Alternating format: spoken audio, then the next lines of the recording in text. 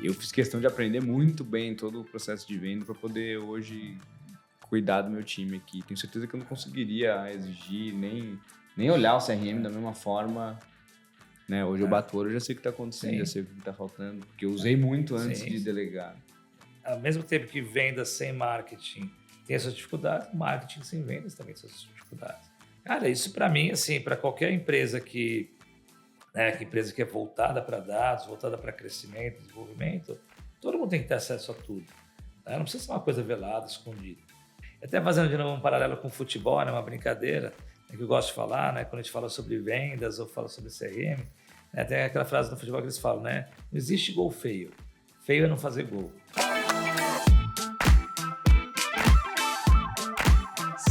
Seja muito bem-vindo a mais um episódio do Marketing with a Twist, o seu podcast que fala sobre marketing. Hoje a gente vai um pouco além do marketing, a gente vai entrar em marketing e vendas.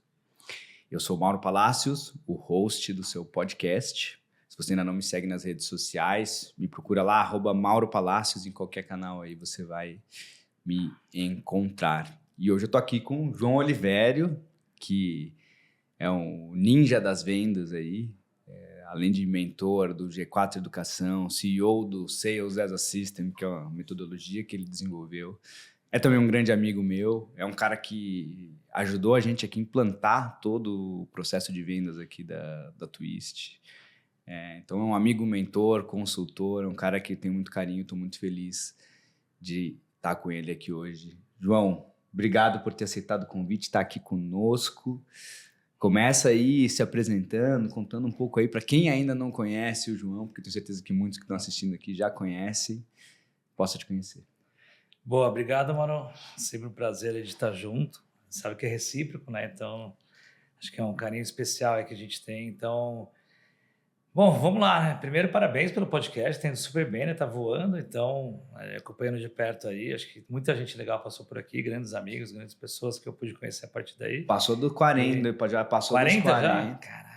E João foi um dos grandes incentivadores aí para começar tem esse boas projeto. histórias aí, né, para isso. Acho que tem, por isso que eu fico feliz de ter muitos amigos aí participando, referências também.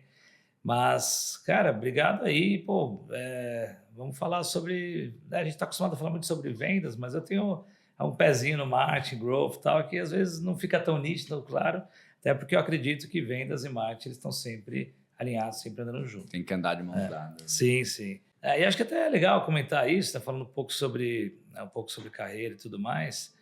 Assim, acho que as primeiras iniciativas que eu tive, né, desde a época de faculdade, vamos dizer assim, né, desde a época de eu começar a me desenvolver, foram voltadas para o marketing, né? Eu diria, a internet começou no Brasil o quê? Assim, por 94, 95, né? Eu tô 44, na época eu estava ainda no colegial. Então, eu lembro que uma das primeiras coisas que eu fiz na internet, eu acho que isso que é bacana, eu comecei a programar desde cedo. Tem até umas histórias, talvez você nem saiba, por aí você pode ir pescando aí. Hoje eu vou descobrir várias coisas. Descobrir várias histórias, né? Não, tem bastante coisa. Se a gente vai falando, a gente vai provocando, tem muita coisa legal. Mas, acima de tudo, acho que as primeiras iniciativas, né, na época que, bom e velho HTML, ainda no bloco de notas, depois Dreamweaver e tal. Então, era uma época que, quando você construía um site, alguma coisa, tinha muito essa história de você fazer um pouco de tudo. Não tinha essa história de que hoje você só faz sei lá, desde um logotipo, é uma equipe, o brand é uma equipe, aquela especialização toda que tem. O front-end é com alguém, banco de dados com alguém, back-end. Era uma época você fazer um pouco de tudo, né? Também que era uma coisa mais limitada, mas também já tinha essa percepção toda. Então, toda a minha carreira foi pautada muito em indicadores, em números, mas eu comecei efetivamente dentro do marketing, porque minhas primeiras iniciativas foram voltadas para desenvolvimento de sites, sistemas, muito do que a Twitch faz hoje, obviamente, com outro nível de qualidade. Mas, curiosamente, comecei a carreira nessa área também. Então, para mim é muito especial isso. Não sei se você sabia, mas eu também comecei como web designer, né? Vamos chamar de web designer, que era o termo pessoal de... Eu era um pezinho no design, um pezinho no código, né? Mas já programei muito nas épocas do HTML2, do Flash 3. Flash eu usei pouco, assim, usei tanto assim, porque era uma coisa diferente, mais difícil, as animações, mas eu lembro bem. Nossa, eu amava o Flash, amava. O pessoal mais novo nem sabe disso. Eu sei que você tem uma audiência jovem aí, né? Enfim. Mas sabe que... tem umas histórias boas, mas é você que é o entrevistador, você que vai buscar de mim. Mas, enfim, então acho que essa bagagem inicial me ajudou bastante, porque eu pude perceber que muito do que eu acabo desenvolvendo de programação, de marketing, tudo até hoje para vendas, é tudo baseado em processo, em base de repetição, baseado em criação de hábito, rotina, muito do que eu falo até hoje. Então, né, nessa bagagem inicial, muito com a parte de fazer sites, sistemas, também bancos de dados, é muito do que eu tenho a ver com minhas iniciativas de hoje. Né? Mesmo tendo estudado engenharia, né, que é algo que às vezes a gente não associa muito marketing com engenharia, mas curiosamente muitos dos meus amigos que estudaram, né, na época comigo são grandes diretores de marketing, diretores aí de vendas também de grandes empresas, né? E o bacana é que assim você vê como no final das contas o marketing tá próximo de tudo. Então para mim eu consigo fazer muitas relações. Eu acho que tem muito a ver com meu começo de carreira também. Passei por consultoria, fui Accenture, UI, tive agência digital própria, obviamente não era que nem a Twist, mas, né, se tivesse hoje já estaria com uns 20 anos de empresa, mas pude ficar por uns 6, 7, até o momento que eu resolvi, né, por volta de 2010, aí foi 2004, né, então ainda lembro que eu tive, né, vou resgatando um pouco da memória aqui, mas eu tive a oportunidade, além da agência digital, né, de criar um grupinho de negócios associados, em que eu pude, né, uma outra referência à questão de marketing, eu pude criar uma solução de e-mail marketing, eu mesmo programei todo o sistema e usava, né, enfim, fazia bastante disso, e também criei uma empresa de apresentações na época, né, então, empresa de apresentações você pensa que o quê, né, aquela coisa PowerPoint clássico, não, nada a ver, aquela coisa tipo cada slide ser único, a importância de cada negócio. Enfim, então toda essa bagagem me credenciou, vamos dizer assim, para que em 2010 eu tivesse a primeira iniciativa mais, vamos dizer assim, vendedora. Talvez a gente pudesse ser uma vendedora, no caso, a gente está sempre vendendo como empreendedor, eu tinha que vender com alguém que tinha o meu próprio negócio, mas eu podia entender um pouco mais aquela questão das vendas, a importância, no caso do próprio marketing, para coisas de alto giro, para coisas mais escaláveis, né, e-commerce. Quando eu tive um dos primeiros sites de compras coletivas, né, eu convidado por outros amigos meus para a gente fundar um dos primeiros sites de compras coletivas aqui do Brasil, de São Paulo. Até que de 10 anos para cá, que aí eu posso dizer que eu fui um cara, né, me tornei um cara de vendas efetivamente, né, porque eu passei pela Rocket também, né, fundo de investimentos, né, conhecido por vários e-commerce de sucesso, como da Fit, Westwing, Mobile e outros tantos. Mas de 10 anos para cá mesmo, que 2013, que eu posso dizer que eu me considero um cara mais de vendas mesmo, né? Enfim, do que antes, que eu era um cara mais de marketing, talvez, né? Por conta de ter entrado na Zendesk, ter tido a oportunidade de trazer a Zendesk para o Brasil, né? Você sabe bem dessa história, e também, né, liderado aqui no país em termos, né, na área comercial, depois pelo Indeed também, e mais recentemente, no próprio negócio, que desenvolvi minha metodologia de 5 anos para cá, em que eu estou toda semana com cada cliente, 1 hora e meia, falando sobre vendas, sobre crescimento, desenvolvimento. Enfim, você sabe, porque a gente tem esse papel juntos aí também atuando como conselheiro, estou dando aula no G4 Educação, enfim, estou dando uma geral aqui, porque aí eu deixo você perguntar o que você quiser, onde você quiser aprofundar, mas passando bem rápido, a gente tenta ser rápido e não consegue, mas bem simples aí. Não, da construção. Foi super no ponto. Você tem uma experiência também com um clube de futebol, né? Que essa é muito legal, que eu queria saber mais, porque eu sei pouco disso aí. Na verdade já vou emendar com duas, né, na verdade. Que eu acho que a segunda, acho que você sabe também, mas a primeira, 2007, né, eu lembro, tem uma história boa para contar, assim, né, eu sempre gostei de futebol, mas, né, jogava legal, mas nunca no nível de pensar que eu pudesse ser, enfim, um profissional nem nada, né, bem longe disso, mas, né, todo mundo tem aquela vontade de querer, né, fazer alguma coisa com o futebol. Jogava em que posição você jogava? Cara, eu sou canhoto, então eu jogava mais assim, né, mais lateral esquerda, lateral mais meia esquerda, mas variava também. Eu não era aquele cara que você falava, nossa, tipo, tem uma posição. Eu sempre foi mais no ataque, sempre chutei muito, muito forte, sempre tive essa possibilidade, mas zaga nunca foi muito, não. Era aquele cara que subia, talvez não voltar. Né? Então eu sempre gostei muito, mas de novo, né, como eu falei, não era nada profissional. Porém, em 2006... eu lembro até que eu tive a oportunidade de conhecer um cara que se tornou um grande amigo, que é o Eric Betting, lá da família Betting, né, primo do Mauro Betting, sobrinho do falecido Joelmir Betting. E ele fundou um site que continua um sucesso, aí, que é o Máquina do Esporte, que é um site voltado para negócio na área esportiva. Então, muita parte de marketing esportivo, de business como um todo, né, aquela coisa da guerra da audiência, né, de, enfim, fornecedores de material esportivo, aquela coisa toda, noticiando isso tudo. Então, é um site que eu gostava, né, na época eu tinha minha agência digital. E eu acabei entrando em contato, depois conheci ele pessoalmente, uma coincidência de amigos em comum. E aí que, né, a gente fez um acordo, né? Eu falei, olha, deixa eu cuidar do teu site eu vi que ele tinha uma série de questões, né, dificuldades em relação a com um site de conteúdo, acho que a gente conhece hoje o CMS, o Content Management System. Na época não era uma coisa difundida, foi em 2006. Ou era muito caro, né? Só as grandes publicações que tinham. Então, ele tinha, eu lembro que ele tinha O WordPress estava dando uma engatinhada ainda. Ainda já tinha, mas ainda não era aquela coisa acessível, né? Era mais uma parada de blog, né? Não é? Nem lembro se blog mesmo existia, assim, um conceito de blog, mas é que era um portal, tinha, né? Mas assim, é difícil a gente tentar lembrar na memória qual era a época certa, né? Mas tinha, sim, né? Tinha já, mas era uma coisa mais, né? Aquela coisa mais de blog, não era uma coisa profissional, né? E a Máquina do Esporte estava já dentro do UOL, né? Era um negócio bem bacana. Eu lembro falando para ele assim, pô, cara, você não consegue, né, como você tinha sido estruturado, ele não conseguia, por exemplo, agendar uma publicação. Então, às vezes eles iam cobrir evento à noite, tinham que terminar de fazer o texto, né, à noite de madrugada, acordava cedo só para apertar um botão, vamos dizer assim. Eu falei, cara, vamos colocar um pouco de inteligência nisso, trabalhar melhor a questão toda. A gente ia fazer uma série de coisas legais e a contrapartida qual que era? Pô, você vai me introduzir no futebol, né, de certa forma. Então, ele me convidava para eventos, me apresentava oportunidades, pessoas e tal. Então, era uma coisa que a gente fez bem de amigo, assim, tal. A gente começou a criar uma amizade boa. E numa dessas, eu tive a oportunidade de fazer um curso muito legal. Eu sei que você estudou na SPM, não sei se você vai lembrar. Foi em 2006. Né? Não sei se você estava na faculdade, sabe ou não? 2006 estava saindo, né? Me formei em 2006. Final de 2006, então eu estava. Então, foi nessa... Estava no TCC, né? Aquela retinha. Eu acho que foi outubro, por aí. Tá? Capaz que, né, a gente deve ter se cruzado lá, mas eles tinham uma época, eles tinham um curso, né, que eles faziam cada dia era com o diretor de São Paulo. Você vai lembrar disso? Lembro. Lembra? Pô. Eu fiz esse curso e lá eu tinha a oportunidade de trabalhar com de estudar, né, com um monte de gente bacana, um curso leve, rápido, uma delícia, assim. E uns estavam lá, eram pai e filho, que eram, no caso, o presidente e diretor de futebol, gerente de futebol do Grêmio Barueri. E, né, a gente acabou criando contato, né, fazendo amigos e tal, tudo mais.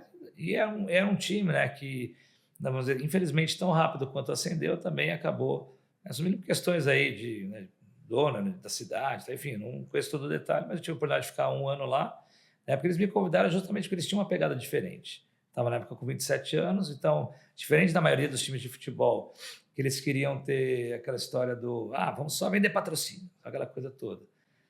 Não era, né? Eles tinham uma pegada diferente, tanto que em 2007 foi inaugurada a Arena Barueri, que hoje já não é mais, mas na época era o estádio mais moderno do Brasil. Sim. Então, eu tive uma série de iniciativas, desde fazer, por exemplo, né, a questão dos patrocínios, de querer ter apoio. Aqui tem muitas coisas que acabaram não dando certo, assim, por causa do time e tal, mas por exemplo, aquela coisa que já era comum nos Estados Unidos, dos jogadores, por exemplo, terem carros patrocinados por uma montadora, poderia usar, isso é uma coisa que a gente desenvolveu lá.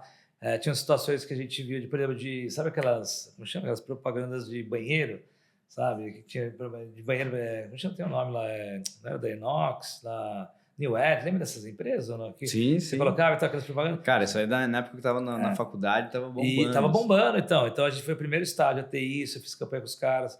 Né? A gente, na época, era o time novo. Eu lembro que tinha muita coisa daquelas interativas, assim, propaganda, a pessoa olhando como se estivesse olhando para as partes íntimas.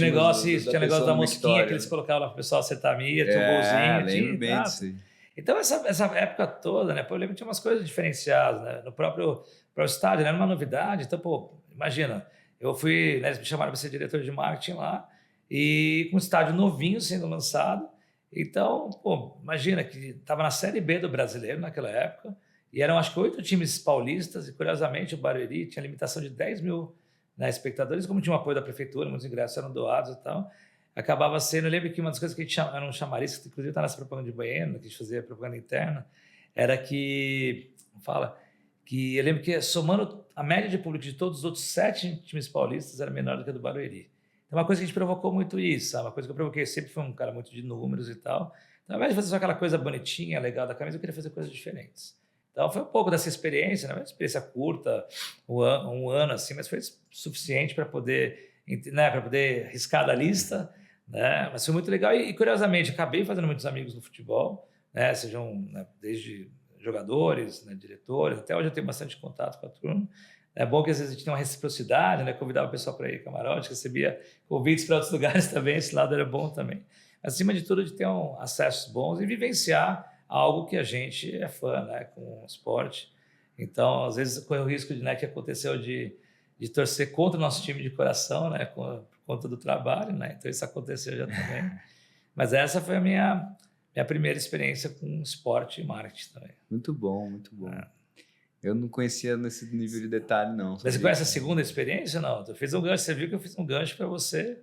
Não, achei que você tinha contado a primeira e a segunda. Achei que a primeira era o curso do São Paulo e depois...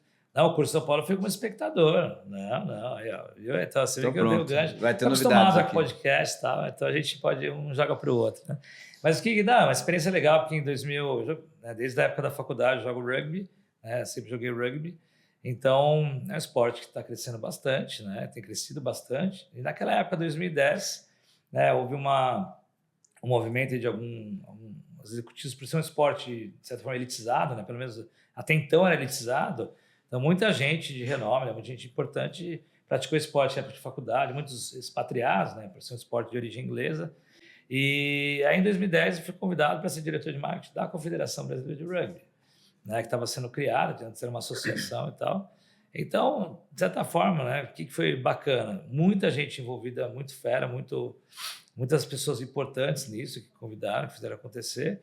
E a partir daí também a gente resolveu mudar um pouco, desestigmatizar aquela história de que um esporte pequeno, um esporte que ainda não é conhecido, que ele precisa aceitar, entre aspas, qualquer patrocinador, uma coisa local e tal. Não, vamos valorizar como ele tem que ser valorizado. Essa é um pouco da ótica do pessoal que estava liderando. Então, tá bom. Então, nessa brincadeira, a gente conseguiu trazer, conseguiu trazer uma marca como a Topper, por exemplo, a Alpargatas, né, dono da Topper na época. Conseguiu trazer marcas como Cultura Inglesa, depois Bradesco, mas Que Bom, enfim, tipo, CBRI, Brasil Properties, enfim, várias marcas conhecidas grandes. E aí foi um trabalho que nasceu lá. Fiquei mais ou menos quase 2 anos, 1 ano e meio aproximadamente, mas como um pontapé inicial para algo que hoje, né, e o conceito principal, né, falando de publicidade, que para mim eu tive a oportunidade de participar, né, junto com eles, na criação da primeira propaganda, né, que teve, né, a primeira linha de propagandas que tiveram voltadas para o rugby no Brasil, né, que a Topper, né, criou aquelas, não sei se você lembra, aquelas campanhas bem-humoradas, né, que o rugby ainda vai ser grande. Então, para mim ter participado com uma turma super fera disso, pô, não fazia ideia que você estava dentro desse rolê aí. Você vai ter uma surpresa quando assistir o comercial. Mais do que simplesmente só dentro deste rolê, você vai ter uma boa surpresa. Você foi ator da parada? Participei como ator também, foi divertido, porque eles tinham falado, né, um grande amigo meu, um cara, para mim, junto a você, aí, um dos maiores publicitários do Brasil, que é o João Live, que foi presidente da Talent, um cara que eu adoro, um grande amigo. Ele falou assim, pô, João, você é um cara que se vira bem, a gente está com orçamentos aqui limitados, você não quer participar de uma propaganda? Você vai caber bem. Tá bom, vamos aí. Super voluntário, aí de boa.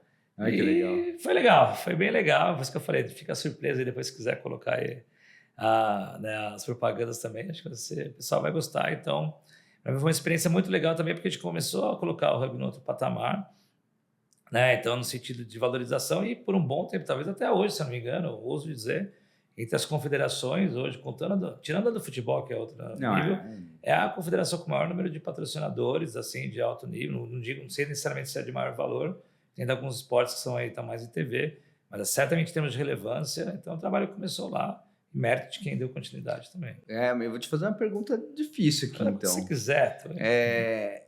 Qual que é o segredo aí para conseguir esses patrocínios num esporte que ainda não tem popularidade, né? Que é um desafio que eu tenho aqui, né? Também acho que ninguém sabe, isso aqui eu vou contar pela primeira vez. Que eu também sou gestor do comitê de canoagem da Confederação Brasileira de Canoagem. Já faz muitos anos. Não é só né? canoagem. Não, tem canoagem, você tem muitas modalidades. Aí né? tem a canoagem como todo. Sim. Então. Que legal. Isso eu não sabia. E, cara, a canoagem tem 9 modalidades. Você tem as modalidades que são olímpicas, que aí beleza, você tem dinheiro, você tem comitê olímpico por trás, né? Ainda assim é bem difícil. Só que você chega nas não olímpicas, aí é muito difícil, assim, não tem verba nenhuma, até porque pouco dinheiro que a confederação tem é priorizado, as modalidades são olímpicas. Você tem a necessidade de patrocínio, de apoio, mas é muito difícil de captar, muito difícil. E aí, como é que faz? Qual que é o segredo aí? O que vocês fizeram? Conta esse segredo. É mais simples, fácil, óbvio. Desculpa, simples e fácil não é. O entendimento é fácil e simples. Certo. A execução não necessariamente. Não é tão simples. Não, é pelo seguinte, né? Se for lembrar, né, a gente que é pai, né, nossos filhos aí brincando, às vezes no futebol, tá, não sei o que lá, às vezes precisa de um apoio, de um patrocínio, o famoso pai-trocínio, vamos dizer assim, né? Então, né, muitas vezes você tem um time, alguma equipe, nem em faculdade, era quem patrocinava as equipes de faculdade? Às vezes era o pai de alguém que era presidente de uma empresa, era dono, aquela coisa dentro de casa. Guardadas as proporções, foi assim que começou também. Entendi. Né, o trio de executivos que, né, que lançou essa pedra fundamental nesse processo novo da Confederação são 3 caras bem conhecidos em suas áreas. Né? Até posso falar que eles são caras que são grande referência para mim.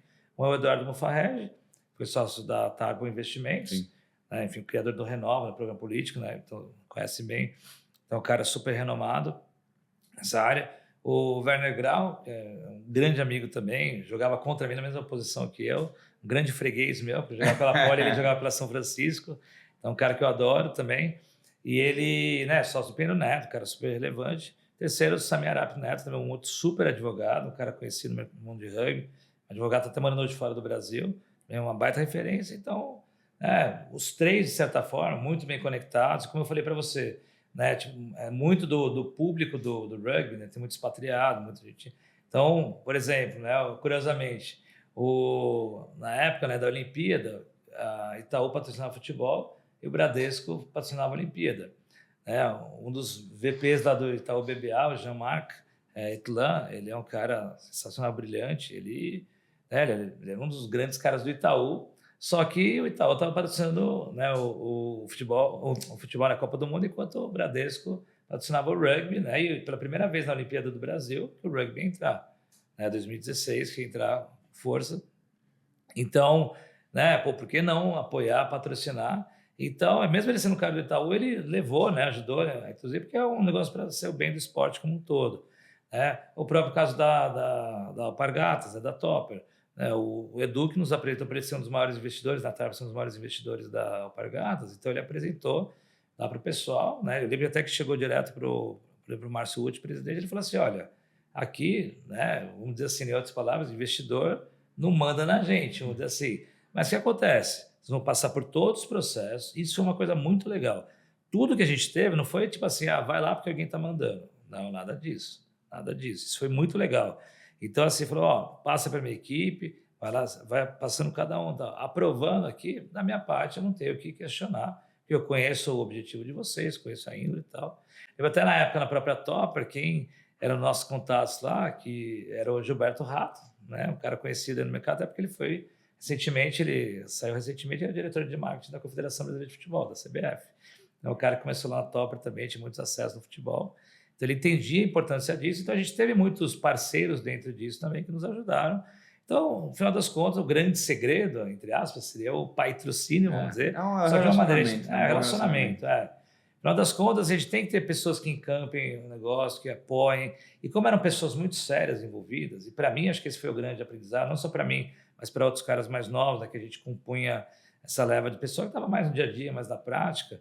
Aí foi um trabalho, né, assim, muito feito a várias mãos, assim, muita gente aprendendo também. Sim. Mas, no final das contas, o relacionamento é ainda necessário hoje em dia para muita coisa. A gente sabe disso no mercado publicitário bastante também. E, inclusive, em vendas, né, que é o que a gente vai falar aqui hoje.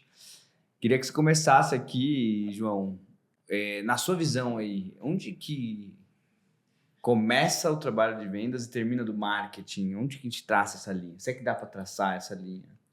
Olha, assim, para mim, vamos lá, tudo que a gente faz em relação a vendas, marketing, produto, acho que estão sempre, não traçaria uma linha, mas talvez traçaria linhas paralelas, estão sempre conjunto, né? Todas elas participando junto. Um dos grandes erros que eu vejo, né, por ser um cara também da área de tecnologia, é ver que, vou dar um exemplo de startups, né, para facilitar um pouco aí, né, que a gente sabe que existiu recentemente essa febre das startups e tal, de criar produtos maravilhosos, captar dinheiro e tudo mais. Mas muitas vezes eu via produtos que, né, eram criados, ou ideias que eram lançadas, que você não sabia como vender, porque não tinha muita utilidade. Sabe aquela coisa, tirando um Steve Jobs, talvez não perguntou para ninguém porque o cara era fora da curva, ou caras como ele que não precisavam perguntar para ninguém, para entender o que é que as pessoas iriam, né, demandar, querer, ou pensar. Né, a gente que não é Steve Jobs, a gente tem que entender o que o público quer para poder trazer essa demanda. Então, muitas vezes, produtos são criados, isso é uma coisa que eu aprendi muito na cultura americana, né? E muitas vezes o pessoal né, que vai idealizar alguma coisa, não é que eles são geninhos que criam alguma coisa e depois se vira para vender. ou para fazer a parte propagandeada. Eles já criam produtos que são demandados por potenciais clientes através da área de vendas. Então, vendas tem esse papel de ser o interlocutor entre o cliente, o potencial cliente, né, e aquele, vamos dizer, aquele produto está sendo lançado. Só que, o que acontece? Você tem o produto bacana, legal.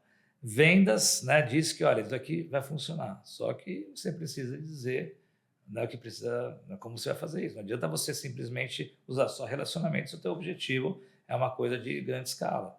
Né? Então, aí que a marketing entra para mim junto. Então, para mim, sempre tudo que eu faço, estou sempre buscando esses 3 pontos. Tá? Já vi muita coisa que as pessoas gostam de fazer, né? Tem muita aquela discussão, se você faz uma campanha pensando em performance, venda, ou a parte de branding. Né? Você é mais especialista do que eu para dizer isso, vocês aqui são.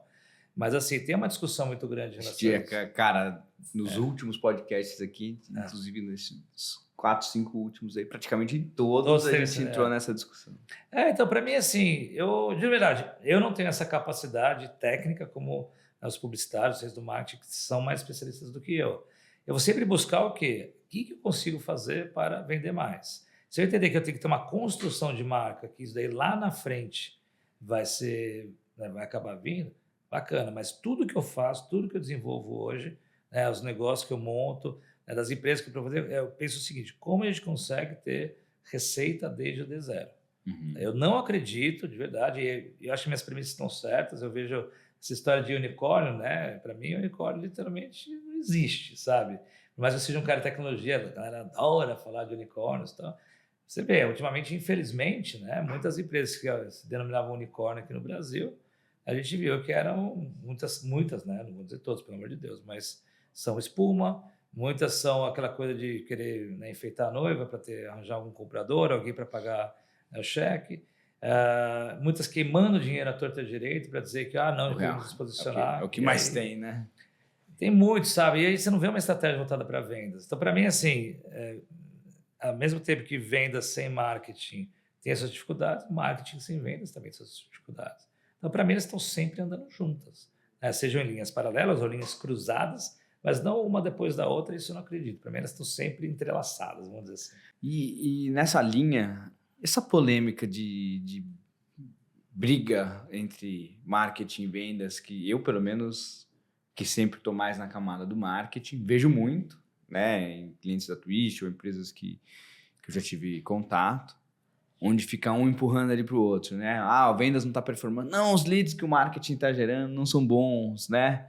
Aí o marketing, tô mandando uma penca de leads lá, os caras que não têm competência para converter, porque o lead está sendo gerado, se o cara preencheu o formulário é porque ele tem interesse, né? Não teria preenchido, tô mandando um monte de gente interessada, os caras de venda que não têm competência para fechar esse negócio. Queria te fazer uma pergunta 2 em 1 aqui. Primeiro, né, você vê muito disso ainda hoje, você que está muito dentro aí, né, como consultor aí de muitas empresas dentro dessa área de vendas. Ainda tem muito esse empurra-empurra, esse cabo de guerra aí entre áreas. E como você vê que isso deveria funcionar, né? Como seria o jeito ideal de se construir uma relação entre marketing e vendas que funciona? Vamos lá. A pergunta é super complexa, a resposta é simples, a execução aí depende. Mas, assim, eu diria o seguinte: o problema é que cada um tem que entender qual que é o seu papel, o seu espaço e os números e indicadores que a gente está olhando. Para mim, curiosamente, eu tive poucos episódios, né, de ver essa discussão, porque, especialmente nas empresas que eu trabalhei, né, globais, que são de, né, estruturas mais maduras, vamos dizer assim, né, tem muita coisa que a gente no Brasil, né, tornou, vamos dizer, hábito, uma coisa habitual, uma coisa que é coisa da nossa rotina, do nosso dia a dia, normal, né? Cada país tem as suas peculiaridades. Mas eu tive a oportunidade de trabalhar em empresas internacionais e que tudo era muito bem definido, né? Então, o conceito, por exemplo, eu trabalho muito a questão de qualificação. Tá? Então, assim, muito que a gente ouve falar, né, do MQL, SQL, SAL. Cada etapa dessas, cada profissional envolvido, cada equipe envolvida, ela tem a sua responsabilidade dentro disso. Eu vou pegar um exemplo aqui, né? MQL, SQL, SAL, por exemplo. Então, MQL, Market Qualified Lead, que é o lead que foi, pensando, por exemplo, vamos pensar num software, numa ferramenta, uma Zendesk, a pessoa recebeu, né, tem ela se interessa, ela preenche um formulário e tal. Se vem, por exemplo, tranqueira, vamos dizer assim, aquela coisa despreparada, a próxima etapa, que será o pessoal né, que vai fazer a qualificação, né, em geral, na área de vendas, tem o papel do SDR, do executivo que vai qualificar isso, ele vai retornar, né, muitas vezes, o porquê que essa informação não está muito validada, não está legal, não está bacana, mas nunca sem argumentos. As leads são muito ruins. Por que são ruins? Tá? Aí você vai analisando. São ruins porque, né, a gente vende um produto, estou entrando aqui para empresas de um porte maior, corporates, só que eu estou recebendo muita gente pequenininha vindo aqui. Tá bom, então ao invés de brigar, vai ser como que a gente pode resolver isso? Sempre foi uma decisão muito conjunta. Talvez pela maturidade das pessoas de olharem desde cedo essa questão da qualificação, e deveria estar fazendo certo ou errado, já tinha essa preocupação. Então, alinhando assim, pô, isso aqui não está legal, vamos fazer o ajuste fino, vamos tornar isso aqui. Aí devolvia e falava assim, vamos então, por exemplo, um exemplo bem aleatório, né, que é uma coisa que muita gente falou. Hoje você acaba bloqueando, por exemplo, num formulário, você acaba bloqueando só para... Você proíbe, por exemplo, e-mails pessoais, só e-mail corporativo. Você vai perder algumas pessoas que queriam usar o e-mail pessoal? Vai, talvez você venha perder. Mas você já está colocando mais uma camada de qualificação.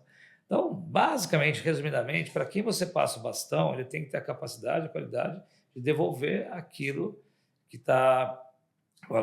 ele sente que está funcionando bem ou não. E para cada uma das etapas, você sempre trabalha no conceito de funil mesmo. Você vai trabalhando como que eu posso melhorar isso aqui, melhorar meus índices, enfim, sempre retroagindo. E que para mim sempre foram conversas mais maduras. E quando eu pego empresas, né, que eu trabalho, até pelo poder das pessoas estar me contratando, de ser um mentor, um consultor, alguém de fora, olhando sem viés nem nada, eu acabo ajudando a que essas brigas não aconteçam. De novo, sempre com fundamento. Você sabe que a gente fala muito de números, muito de indicadores. Então, assim, acho que é uma linha que eu acredito muito. Acho que é muito mais questão de marketing e vendas, porque no Brasil também, culturalmente, até para concluir, existe aquela sensação de que tudo, quando a gente fala de vendas, por exemplo, tem que ter um braço de ferro envolvido, uma luta de braço envolvida. Aí, quantas vezes a gente não vê aquela história, pô, ganhei a venda, nossa, conquistei, que legal. Então, na verdade, será que precisava ser isso? O vendas, marketing não está trabalhando para mim, não sei o que lá, eu vou ganhar essa disputa. Para quê? Se a gente for pensar culturalmente, né, para fazer esse fechamento, né, eu vi, por exemplo, nos Estados Unidos, né, muitas vezes o comprador, né, o potencial comprador, o potencial cliente, ele ajuda o vendedor a vender. O objetivo dele é, escolhi você para você me trazer todas as características, tudo que eu preciso saber para poder comprar teu produto. O que você precisa perguntar, pergunta para mim. E quantas vezes a gente não vê o contrário? Né? Que é aquela coisa do tipo, não vou abrir informação, não vou ocultar, eu quero que eles tenham aquele desafio, sempre aquela cutucada. Então é uma coisa cultural, vale para as equipes internas, vale também para a relação de cliente e vendedor, vamos dizer assim. Isso é muito legal. Acho que é muito legal isso que você falou de você ter esse papel do consultor, acaba de certa forma sendo um mediador aí no meio da história, então para você acaba fluindo. Eu aqui como agência, a gente já teve altos desafios por conta disso, né? Porque a gente está ainda na ponta da ponta, né? A gente está entre ainda, você tem o vendas, aí você tem o marketing, você tem a agência na ponta ali, muitas vezes rodando a campanha, no caso de uma campanha de geração de leads, né? E a gente já viu todos os tipos de situação, desde situação de que, de fato, a campanha que a gente estava fazendo não estava gerando bons leads, né? Gerava leads e não eram leads bons, e você aí tinha um time de vendas comprometido lá que trazia esse feedback, e acho que é muito importante. Olha, tá chegando um perfil muito assim, a gente precisa mais assado, aí beleza, a gente vai calibrando a campanha ali até chegar, porque a campanha nunca vai ficar certa de primeira, né? Acho que a premissa número 1 da campanha de performance é que você vai precisar, você vai começar ruim e você vai otimizar até ficar bom, né? E mesmo o bom também é relativo. Porque quando você acha que está ficando bom, é sinal de que você vai querer mais, você vai sempre relativizar. Sim. Então, vira uma bola de neve. Você tem que escalar, nem sempre você tem inventário para escalar, né? Isso, tem uma hora que você vai ter um platô, né? Você tem um momento de ter uma curva de flexão, então um ponto de flexão, então complicado. Só que eu já tive também experiências terríveis de que a gente tava ali gerando leads, e leads que a gente não conseguia ter certeza de que eram bons ou não, mas né, dentro do parâmetro que a gente tinha olhado, ele falou, tá tudo certo, né? Não, eu não vendia isso, aquilo. O pessoal fala, não, a agência está trazendo leads muito ruins, o marketing não está sabendo trabalhar e tal. E a gente chegou ao ponto de ter que pedir o acesso ao CRM lá, para entender o que estava acontecendo, né? Né? Porque também falavam que estava ruim e não trazia o porquê. E quando a gente foi ver, tinha lead que caía lá, e era uma venda muito de impulso, tá? Nesse caso, claro que eu vou resguardar aqui Claro. a empresa, mas assim, era uma coisa que, tipo, tá quente, o cara tá ali, o cara clicou no anúncio e falou assim, quero falar com o consultor aqui, quero ser ouvido. E tinha lead lá que tava há 2 semanas, que não tinha tido contato de um vendedor em 2 semanas. Então você imagina, o cara tá lá. Aí 2 semanas depois alguém pinga para ele, mas sou aqui da empresa tal, você entrou em contato, a pessoa nem lembra mais. Aí voltava o feedback assim, pô, vocês estão mandando lead aqui, a pessoa nem sabe quem que a gente é, tá? O lead tá errado, não sabe quem que a gente é. O cara foi, entrou, viu, leu, preencheu o formulário, né? Tem, né, uma camada de qualificação aqui. E a partir disso não chegava lá e só que a gente precisou entrar dentro do sistema ali para conseguir entender. Só que nem sempre a gente vai ter essa possibilidade, né? Então a dica que você dá para o marqueteiro que está ali recebendo ali esse feedback de que os leads estão ruins, qual que é a orientação? É a gente pegar e falar assim, não, então tragam detalhes de por que estão ruins. Esse é o melhor caminho para azeitar esse processo. Eu acho que assim, talvez até um passo antes, né? Eu, até dentro de tudo que eu falo, né? Você sabe, você vai obviamente concordar que eu vou falar porque você já está acostumado com isso, mas meu ponto de partida em cada empresa, com tudo que eu trabalho, é o CRM. Então, eu não começo nada, e no caso pode até ser que sejam outros modelos de negócio, outras situações, que você tenha... São soluções que você consiga ter uma boa gestão, né? Então, se o CRM, se estiver falando, por exemplo, de um e-commerce, às vezes um software de gestão de e-commerce, enfim, assim por diante, de loja e tal. Mas eu sempre tenho que trabalhar com dados, informações. Para mim, esse lado empírico, que sempre, né, regimentou muito essa questão até da própria área de publicidade, marketing, aquela coisa do legal, do uhul, de ganhar prêmio, mas vende ou não vende? A gente cansou de ver, né, a gente tem idades parecidas, a gente cansou de ver propagandas ultra premiadas, famosas, que a gente lembra até hoje. Não necessariamente elas foram campeãs de vendas, mas tudo bem, é que tem aquele lado icônico da publicidade, que isso é um ponto até que eu acho que faz falta, né? Dá para a gente trazer isso muito. Hoje, infelizmente, a gente às vezes tem algumas questões aí que faltam uma criatividade como a gente tinha as antigas, né? Hoje está muito nessa linha das redes sociais, influência, que acaba atrapalhando um pouquinho, pelo menos na minha visão. Então, assim, o que eu quero dizer é o seguinte, se a gente não tem dados, se a gente não consegue mensurar, a gente também não consegue tomar decisões a partir daí. Então, não tendo números, qualquer briga que tenha, vai ser uma briga de egos, vai ser uma luta de braços, não vai ser algo fundamentado. O que eu gosto muito nas empresas é a transparência que se dá. Então, que nem você falou, né, o marketing, né, fala que vendas não está entregando, aí quando vai, de repente, quando finalmente consegue ter um acesso, vê que não fez um follow-up durante 2 semanas.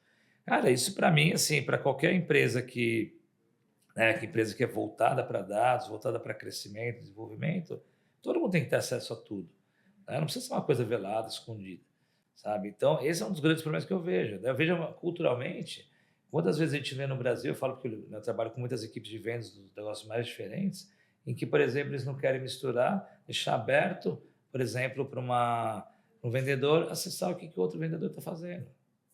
Eu não vejo qual é o problema disso, sabe?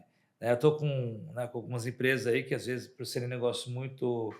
enfim, trabalha muito com pessoal até do mercado financeiro, empresas aí de gestão de fortunas e tudo mais, são dados mais confidenciais sensíveis, em que, por exemplo, às vezes não querem mostrar nada, não querem colocar nada, divulgar nada. Eu falei, gente, a gente pode ocultar, a gente pode trabalhar dados sensíveis para que não tenha problema. Mas, assim, se você não quer mostrar nada, colocar nada, para que a gente vai colocar um tipo de serviço como esse? A gente não vai poder medir. Então, mesmo que a gente não tenha a informação toda aberta, como a gente pode medir para a gente poder medir performance, entender quem que está, né? Quem naquela jornada toda, de repente, está devendo um pouquinho, onde que a gente pode ganhar mais. Então, o problema é que é uma coisa cultural também. Tá? Então, tem vários fatores aí que a gente vê em relação a isso. Mas, acima de tudo, a minha visão não acho que precisa ter briga entre marketing e vendas, não. Pelo contrário, né? Acho que tem que ser mais colaborativo e cada um entender o papel do outro. Muito bom. Aí, o pessoal está ouvindo aqui a gente, né? Acho que a gente tem pessoas aqui da audiência nossa, de diversos níveis de maturidade, quando a gente fala de marketing, vendas e termos, né? A gente está falando aqui de CRM, MQL, SQL, lead para um lado, lead para o outro. Vamos tentar falar agora aqui, dar um passo para trás, pensando quem está ouvindo isso tudo, achando muito legal, mas, pô, não estou entendendo direito esse rolê. Que dica que você dá para quem ainda não tem um processo de vendas, né? E queira montar o seu processo de venda, a sua máquina de vendas, né? Acho que você tem uma metodologia que é muito legal e eu posso dizer isso porque a gente aplica aqui. Então, acho que a primeira dica, na verdade, que eu já vou dar, contrate o serviço do João aqui, obrigado. Porque realmente é incrível. Agora, para quem está ouvindo a gente aqui, o que seriam principais passos aí para se montar um sistema de vendas para quem ainda não tem nada, né? E só conhece de vendas meio empiricamente, sabe que precisa vender mais, tem a dor, né? Que acho que é a dor de grande parte dos empresários, você ouve muito essa dor, Claro. né? De, preciso vender mais, né? Acho que 10 a cada 10 empresas precisam vender mais, né? Tá bom, mas não sei nem por onde começar. Como é que faz? Vamos lá. Eu vou pegar como gancho aqui, né, a dor do empresário brasileiro, né? Tenho a oportunidade de estar lá no G4 dando aula, no G4 Sales, que é o programa Imersão de Vendas. A gente já recentemente completou aí 36 edições já. Então, eu posso garantir que mais de 3 mil alunos passaram nesses últimos 3 anos e meio no nosso programa. Eu participei de todos, então, assim, eu tive acesso direto com 3 mil situações, nomes, lugares, coisas mais variadas. Como um cara de dados ainda que com certeza já construiu correlações aqui com muitas de engenheiro da Poli, né? Então, assim, eu posso te falar assim, que o que a gente aprende de um com o outro é um negócio sensacional, um negócio fora da caixa. Mas, assim, justamente por essa percepção, eu não vou nem trazer palavras minhas, mas trazer palavras dos próprios alunos, né? Eu sei que, né, durante a minha própria aula, eu coletei quais são as dúvidas e as perguntas que as pessoas mais fazem para mim. Quando, né, somos em alguns mentores lá e eu tenho um direcionamento que eu nem brinco, né, de falar mais sobre o lado nerd das vendas, né, o lado na parte de ferramental, dados, indicadores, na parte da tecnologia das vendas, que é muito do meu DNA. Mas o que é curioso, né, as perguntas que mais surgem para mim, a primeira delas é: qual o CRM ideal para a minha empresa? E a segunda é: como eu faço para a minha equipe usar o CRM? Essas são as duas principais, fora outras tantas que tem. Dado isso, aí eu já tenho a resposta do que eu recomendaria como primeiro passo. O primeiro passo, como eu já tinha falado até anteriormente, nenhuma empresa a gente consegue trabalhar sem ter um bom CRM. Ter um bom CRM. Então é o básico do básico. Se você ainda não tem um CRM, comece agora. A primeira coisa que você vai fazer por que eu contratar falo um CRM. Porque, especialmente CRMs que tem alguns CRMs que são de nicho, tem alguns CRMs que são locais, né? Enfim, alguns brasileiros que têm umas peculiaridades aqui, né, que a gente acaba adaptando para cá, tropicalizando. Mas eu gosto de trabalhar tudo que, né, já foi comprovado, né, de forma... Mas eu gosto de falar de coisas que são globais, porque são coisas que você consegue trabalhar, às vezes, com uma ferramenta de prateleira, como a gente fala. Você consegue trabalhar coisas que podem acontecer em diversos países diferentes, né, em diversas culturas diferentes. Então, quanto mais você consegue transformar um produto que atenda a diversas situações mais complexas, diferentes, é sinal de que você conseguiu criar uma metodologia que atenda mais pessoas. Eu não sou daquele modelo que fala, não, para o Brasil a gente tem que fazer tal situação, para um segmento X, para outra situação, para quem é da França, outra situação. Eu não gosto disso, gosto de quem conseguiu trabalhar e criar um negócio que funcione para todo mundo.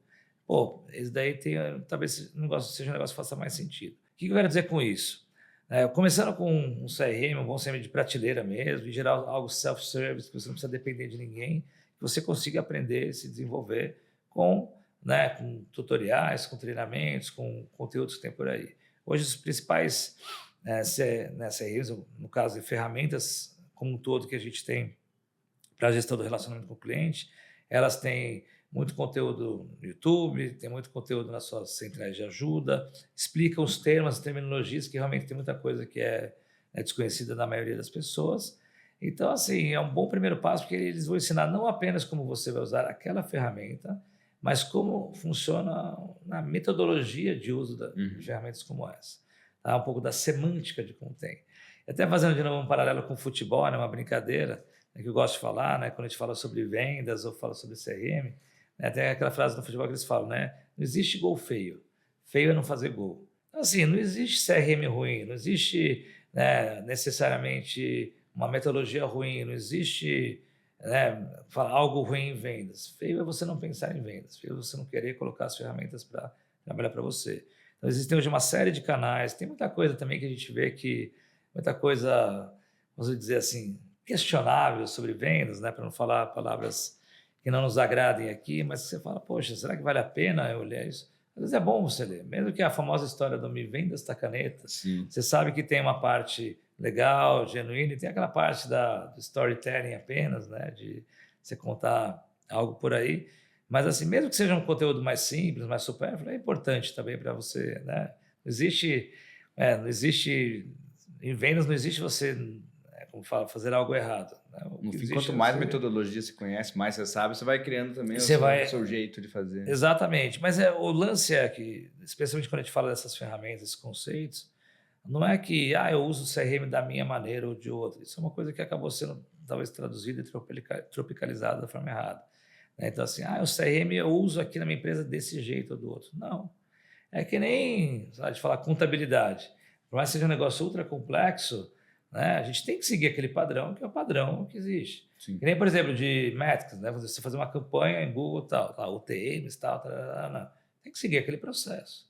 Né? E outras coisas mais, em várias áreas diferentes. E por que quando a gente fala de CRM, você não vai seguir um processo? É do jeito que eu acredito. Então, porque as pessoas às vezes não valorizam do jeito que deveriam valorizar.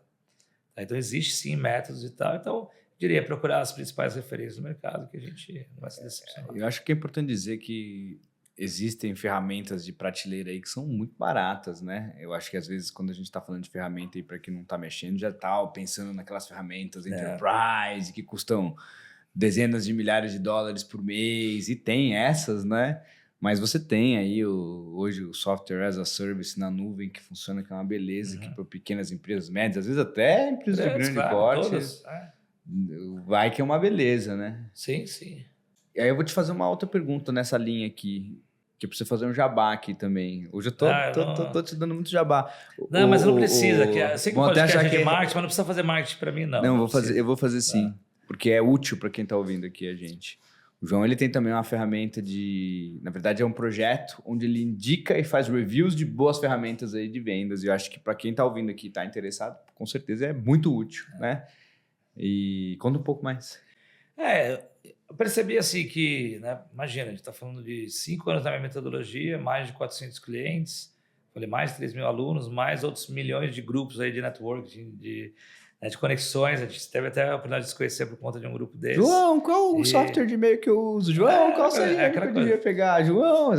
Essa é uma coisa interessante, porque, né, que a gente estava falando antes, existe até um nome, né, para aquilo que está falando de ser uma referência, que é o conceito de Trusted Advisor. Sim.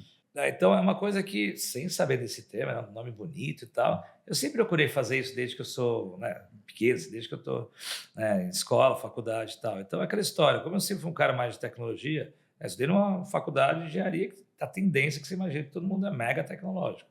E não é bem assim, até porque eu estudei engenharia civil, né, mas eu lembro que eu era uma referência para as pessoas em termos de tecnologia, fosse para perguntar, João, eu quero fazer um site, João, eu quero mandar um e-mail. Ou ainda, João, qual a melhor internet para minha casa? Qual o melhor celular? De tudo. O que precisasse era tipo um Poço Ipiranga. Um Poço Ipiranga. Entendeu? Então, assim, eu sempre me posicionei dessa maneira. Então, em todos os lugares que eu estou, eu quero criar uma marca, né, uma identidade minha. Né? Por isso que eu também acredito muito nesse conceito do brand, né? Que eu quero ser uma pessoa acessível, disponível, que as pessoas precisarem, eu estou aqui para ajudar. Se eu não sei, tentar trazer a resposta e assim por diante. Por conta disso, né, que eu acho que daí que eu comecei também a dar aula, entender as dores, as dificuldades que tinha, e por eu também, né, ter uma certa limitação de tempo, de poder atender todo mundo, né, que eu quis criar um negócio que não fosse necessariamente escalável para valorizar o meu tempo, e eu gosto de fazer isso, sabe o que eu gosto de fazer, né? Eu tenho produtos que são hoje produtos online, até tem parceria com o próprio G4, em que está disponível isso, mas é uma experiência diferente que você ter um ano comigo. Então, dentro disso, eu percebi que às vezes eu precisava de um aprofundamento, às vezes naquele tempo que a gente tinha, eu conseguia trazer o conceito, mas literalmente pegar na mão, fazer e tal, Sim. A pessoa não via. Então, há alguns poucos meses, eu desenvolvi um projeto chamado Beyond the Demo, junto com um cara que eu gosto muito, que eu conheci também nesses grupos, que é o Lucas. Que eu vou deixar a gente vai deixar na descrição aí o link do Beyond the Demo. E fique claro, né? Beyond the Demo é gratuito, não cobra nada. Exatamente, o que eu falei, o jabá, mas o jabá do bem exatamente. Que a gente quer ajudar quem está ouvindo. E o mais legal de tudo é que, assim, eu quero ajudar também a desmistificar um pouco sobre a questão das ferramentas, né? Que as pessoas, sempre quando eu falo de vendas, eu falo sobre, é meio clichê, não é só eu que falo, mas bem conhecido, que é o conceito do tripé de vendas. Importância de pessoas, processos e ferramentas. A gente aqui está, de novo, culturalmente, a gente é muito estigmatizado, achar que são as pessoas a coisa mais importante para o processo. Sim, são super importantes, mas não, tripé. Se você não tiver os processos adequados, eu sei que eu, pelo menos, não sou muito fã não era tão fã de rotina, de seguir processo da hora, e eu fui aprendendo também um pouco na prática. Né? Então, seguir processo é uma coisa difícil, que a gente tem, né? Repetição. E, por fim, a questão das ferramentas que fazem com que isso tudo seja mais produtivo e a gente ganhe mais tempo para poder vender mais. Então, nesse sentido, o Beyond the Demo ele nasceu com a ideia de trazer uma série de conteúdos, eu diria que é um Netflix, sei lá, sobre ferramentas, tutoriais e conhecimento, não apenas sobre como você usa aquela ferramenta em si, mas como você usa o conceito. O objetivo, vou dar um exemplo de uma delas, que é uma empresa que eu trouxe para o Brasil, que é a Apollo, que você conhece bem, uma empresa aí, essa é um unicórnio de verdade, já vale aí alguns bis, fatura muito. Se você trabalha com vendas e marketing, não conhece a Apollo, você devia conhecer. Então, no Beyond the Demo tem bastante coisa lá, porque, afinal das contas, o que eu percebi, por ter trazido a empresa, e eu sempre fiz boa parte das reuniões, das demonstrações, eu quis, essa é uma das outras coisas que a gente vê também, sempre fui um vendedor que sempre gostou de sujar as mãos, para poder entender o que é, como funciona, como a gente consegue se desenvolver a partir daí, para que também, uma vez que eu sei como funciona, sujando as mãos, eu também sei como eu posso ensinar e como posso vender melhor. Uma coisa que as pessoas acham que simplesmente vende um produto aí, qualquer um vende qualquer coisa. Não, tem que se interessar, se desenvolver e tal. Então, o conceito do Beyond the Demo não é simplesmente dizer, olha, clica aqui e você faz tal coisa, clica ali e você faz isso, clica aqui e você vai descobrir tantas empresas e tal. No caso da Apollo, por exemplo, que é uma ferramenta voltada para geração de demanda, de leads, prospecção, eu pude perceber que só explicar isso não ia fazer a pessoa comprar de mim. Agora, até pelo meu papel de ser uma pessoa de educação, de treinamento, de desenvolvimento, eu percebi que, para as pessoas que eu apresentava, elas não sabiam nem como funcionava a questão de prospecção. Então, a grande diferencial foi, eu não estava ensinando sobre usar uma ferramenta, estava dando uma aula de prospecção, no caso, mostrando coisas que a pessoa às vezes não sabia, desmistificava outras coisas e, por sinal, eu estava usando aquela ferramenta. Se eu não chamasse de Beyond the Demo, que é o conceito de além da demonstração, que eu não queria só fazer uma simples demonstração. Se eu não quiser chamar outro nome que eu poderia chamar, seria By the Way, porque porque em inglês sempre fica tudo mais bonito, mais marqueteiro. Mas assim, eu falo assim, estou dando uma aula de prospecção e, por sinal, by the way, eu estou usando a Apollo, mas poderia usar outras. Então, esse conceito do Beyond the Demo é bem nessa linha mesmo. Então, tudo que vocês vão ver lá é justamente são coisas voltadas para aprimoramento de vários conceitos, usando sempre ferramentas. Basicamente, vocês vão ver lá a tela de fundo, e aí eu e outras pessoas envolvidas que fazemos lá nosso pitchzinho, nós mostrando como funciona esse conceito, e é bem legal. Modéstia à parte, é um projeto que estou gostando bastante, está ajudando muito também nos treinamentos, o pessoal está sendo mais também self-service, está sendo autodidata, então estou recebendo bastante elogio, eu quero aprimorar cada vez mais. Infelizmente, por conta do tempo, eu já queria ter gravado um monte de coisa, mas ainda estou defasado. Então fica aí a dica, e se você curtiu essa dica e se está curtindo esse bate-papo, não esquece de deixar o like, de comentar aí, também se precisar pedir alguma dica mais aí pro João, deixa o comentário, eu vou repassar o comentário para ele. João é um cara ativo também, ele mesmo vai vir no YouTube que respondeu, qualquer que seja a rede que você está aí nos ouvindo hoje. E não esquece, claro, de se inscrever, ativar o sininho, aquela coisa toda. Ajuda aí o projeto a crescer e fique por dentro para quando tiverem outros bate-papos legais como esse aqui. Beleza, João, então temos um CRM. E aí, próximo passo? Eu que estou começando a montar uma máquina de vendas do zero. Próximo passo, tem no CRM, você já sabe onde você pode colocar, vamos dizer, suas informações, dados, você começa a organizar toda a tua rotina. né? Obviamente, eu não vou detalhar tudo aqui, mas acho que alguns pontos são importantes, é você entender que, né, o CRM ele vai... Eu costumo sempre falar o seguinte, né? Enquanto as pessoas... Muita gente confunde CRM com RP, com BI e assim por diante. Eu gosto de dar a seguinte definição. O RP e o BI, eles vão te dar histórico, vão te dar dados, vão te dar informação para a tomada de decisão. Perfeito. Então, eles têm o seu papel. O CRM, além de potencialmente ter isso também, ou aproveitar esses dados, ele vai dizer para você o que você tem que fazer. Tá? Então, se eu alimento direitinho, se eu uso direitinho, por exemplo, coloco lá, vamos dizer, você potencialmente é um cliente para mim. Vou colocar uma próxima atividade para você. Vamos dizer que daqui a 10 dias. Quando eu chegar a semana que vem, né, 10 dias para frente, ele vai dizer para mim, João, hoje você tem que ligar para o Mauro. Hoje você tem que ligar para a Maria, para o Zé, para a empresa A, B, C, assim por diante. Isso eu preenchi lá atrás. Então, eu acabo... Né, é quase como se fosse uma agenda nesse sentido, Sim, mas uma agenda direcionada.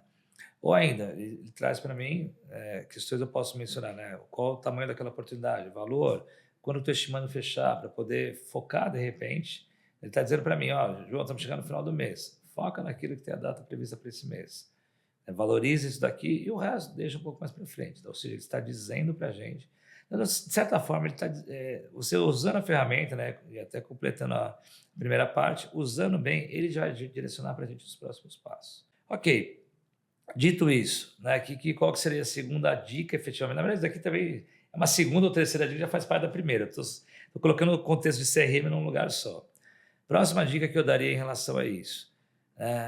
Entender, quando a gente fala de vendas, né, o que a gente está vendendo, o que a gente está fazendo. É que nem eu falei para você, o fato de trazer uma empresa como a Apollo, né, eu poderia ter contratado um monte de gente, faz demonstração, né, faz executivos, mas eu literalmente botar a mão na massa, sujar as mãos para entender o quê? O que a pessoa do outro lado está me perguntando? Eu pegava, por exemplo, pessoas como você, que é um cara que já sabe muito de marketing, publicidade, um cara inteligente, bem renomado, sucedido e tal, quanto a isso. Então, falar com você é mais fácil, por um lado, porque a gente fala a mesma língua. Porém, às vezes eu pego gente que é mais teimosa, mais difícil, quer ser aquela pessoa que acha que sabe tudo. Acontece. Então, não é porque a pessoa é mais preparada, menos preparada, que eu não vou pegar cenários diferentes. Ou ainda, às vezes eu pego, imagina, uma solução que, no caso, quando eu trouxe para cá, e ainda hoje, só está em inglês. Por mais que você tenha uma tradução, você não tem nenhuma tropicalização, uma localização. Se quer, você tem uma tradução, você pode usar do Google para ajudar. Então, imagina, em geral, né, se associa no Brasil que o profissional que vai cuidar dessa atividade de prospecção é uma pessoa mais júnior, uma pessoa mais nova, que são conceitos que podem ser revistos aí, porque eu acho que existem experiências aí que as pessoas às vezes acabam colocando pessoas que não estão qualificadas, preparadas para isso e acabam tendo efeito contrário, de queimar o filme. Então, nesse sentido, imagina, se já é uma solução nova, difícil, e a pessoa ainda tem dificuldades com o idioma, então pense assim, como que eu posso lidar, e a maioria das pessoas que tinham dificuldades com o idioma. Então, como que eu posso trabalhar, como posso divulgar, desenvolver, treinar, orientar para que a pessoa, mesmo ela não tendo a facilidade do idioma, para que ela possa vir a ser o cliente do meu negócio. Então, eu fui aprendendo. Então, no final das contas, é muito assim. O que é a dica que eu dou? Eu exemplifiquei primeiro para depois dar a dica, que é o seguinte, suje as mãos, entenda como funciona e vire um especialista naquilo. As pessoas compram de quem é especialista, de quem passa credibilidade. Tanto que eu falo, E muitas vezes eu pergunto em algumas empresas que eu vou, empresas aí que têm área de vendas bem estruturada, área de operações, pergunto o que vocês acham que é o melhor vendedor aqui? A pessoa fala, é o VP, é o diretor, é a pessoa que está no cargo mais alto. Quase sempre é a pessoa que está no cargo mais alto de operações, aquela pessoa de produto, aquela pessoa que sabe o que está acontecendo, pode falar. Porque a gente tem o estigma de achar que o vendedor é aquela pessoa que se comunica e está sempre querendo tirar uma vantagem, se ludibriar, contar algo em cima. E a pessoa de operações é aquela que está simplesmente a fim de responder o que lhe é perguntado, o que é desafiado, resolver a dor daquela pessoa. Explicar como é que funciona o processo, com um detalhe que a pessoa... Então, por isso que eu gosto sempre de falar o seguinte, que é a dica que eu dou para vocês, dentro disso, que eu resumiria com a seguinte frase, que é uma característica minha. Por mais que eu seja um cara de vendas, meu objetivo não é vender para outras pessoas. É eu passar credibilidade, acessibilidade, disponibilidade para que ela venha comprar de mim na hora que ela está preparada para isso. Então, por isso que eu falei do negócio do Trusted Advice, do Poço Ipiranga. Assim, eu trabalho aí, eu vejo o lado importante do marketing, do relacionamento. Eu Eu acabo trabalhando para aumentar muito a minha base, né, de oportunidades, leads, relacionamentos, para que eu não precise ficar dependendo de ter que, né, acelerar a venda ou provocar um pouco mais e, às vezes, atropelar um pouquinho, né, aquilo que acontece. Então, eu acabo criando toda uma rede, um entorno, para que, na hora certa, a pessoa precisa, ela vai confiar em mim, então ela vem comprar de mim e não o contrário. Então, é sempre se posicionar e se preparar para que você tenha essa forma de atuar. É muito bom. Eu acho que essa sua forma de ver vendas é muito legal, João. Eu sempre te admirei muito por isso, porque vai na contramão do que muito da guruzada da venda diz, né? Acho que o pessoal tá falando, não, para vender bem você precisa aplicar os gatilhos mentais e aplicar a escassez e, né? Claro que a gente sabe que a gente tem técnicas de vendas aí, né? Coragem, tudo que são legais, funcionam, né? Mas quando você está falando de produtos aí complexos de hoje em dia, grande parte dos produtos que requerem um vendedor, não seja um e-commerce, uma coisa self-service, né? Você tem um nível de decisão que gira muito mais em torno da confiança do que conquistar a pessoa a partir de uma técnicazinha ou de uma sacadinha, né? É que as pessoas acham que técnica é uma coisa que você tem que deixar à mostra, vamos dizer assim. Uhum. É justamente o contrário. Eu, a todo momento, seja numa aula, num podcast, a todo momento eu estou vendendo. A todo momento eu estou divulgando, a todo momento eu estou querendo passar uma mensagem. Só que eu tenho técnica suficiente, né? Às vezes eu não consigo tudo também. Mas para não dar a entender que eu estou fazendo isso. Uhum. Vou dar um exemplo, né? Que eu sempre gosto de falar. Lembro que eu fiz um treinamento há uns 7 anos sobre os princípios de Dale Carnegie, né? Que é aquela história lá do como fazer amigos e influenciar pessoas. À primeira vista, né, quando eu olhei o que era, parecia aquela sensação de autoajuda barata, vamos dizer assim. Meio né? bobo, né? Meio assim, bobo, né? tá, não sei o que lá, mas eu comecei a olhar e falei, cara, faz muito sentido. Só que aquela história, você não pode fazer de uma maneira, né, fake, assim, de uma maneira... De novo, as pessoas confundem achando que técnica tem a ver com você ser um personagem, pelo Sim. contrário. Vou dar exemplo, né, alguns exemplos que eu gosto de falar. Para mim, uma das técnicas que eu mais valorizo dos princípios é sorria. Né? Eu sei que você é um cara que sorri, a gente sempre tem momentos super positivos. Isso daí é uma baita técnica de vendas. Né? Só que eu não posso ficar aquela coisa, tipo, todo tempo assim. Não, coisa natural. Eu falo sorrindo. Né? Eu sou um cara bem-humorado, eu gosto disso, dessa leveza. Né? Então, assim, para mim, é uma baita uma ferramenta. Né? Tem várias outras, né? A questão de demonstrar interesse pela outra pessoa, de forma genuína. Coisa meio óbvia, mas quantas pessoas que efetivamente fazem isso? Né? Aquela história, né? Numa conversa, você tem que ouvir mais do que falar, por exemplo, deixa o outro falar a maior parte do tempo. Eu lembro da minha própria esposa, que você conhece, volta e meia a gente ia sair com algum casal, né? E eu falei, e aí, você gostou deles? Ela falou, olha, eu gostei, mas assim, eles só falavam deles, só queriam, né, aparecer, acho que eles nem sabem o que eu faço, eles nem sabem o que você faz, né? Às vezes quando é um casal que eu apresentei, eles só falavam de si próprio. Não é uma coisa que você gera rapport, engajamento, né? E uma delas que eu uso direto, assim, especialmente em aula e tal, eu falo abertamente porque é uma técnica que realmente ela ajuda não só em vendas, mas como relacionamento como um todo. Sim. É aquela que, né, desde que a outra pessoa pense que a ideia foi dele, ela foi dela. Né? Então, por exemplo, muitas vezes a gente está conversando quando eu estou dando aula e eu já sei qual é a resposta, eu já sei como fala, eu já sei o que eu deveria falar para a pessoa, mas ao invés de dizer faça isso, faça aquilo, esse imperativo eu não gosto também. Eu gosto de induzir, eu gosto de, né, de fazer perguntas ao invés de afirmações. Mas você já pensou em fazer tal coisa? E se você fizesse isso?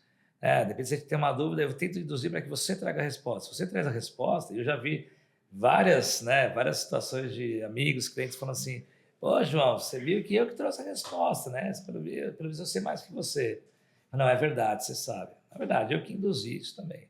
Faz de uma maneira leve, uma maneira simples. Porque quando a pessoa percebe, cara, viu que trouxe a resposta, ela se sente bem, a gente ponderado, e você acaba gerando mais rapport. Então tem uma série de coisinhas assim que a gente acaba fazendo que são super importantes. Muito bom, muito bom. Então vamos lá, recapitulando aqui, a gente falou, tem que ter um CRM, tem que preencher o CRM porque parece óbvio, mas não é. Eu lembro a primeira vez que eu conversei com o João, não, você tem um CRM, né? Tenho, abre aí, deixa eu ver.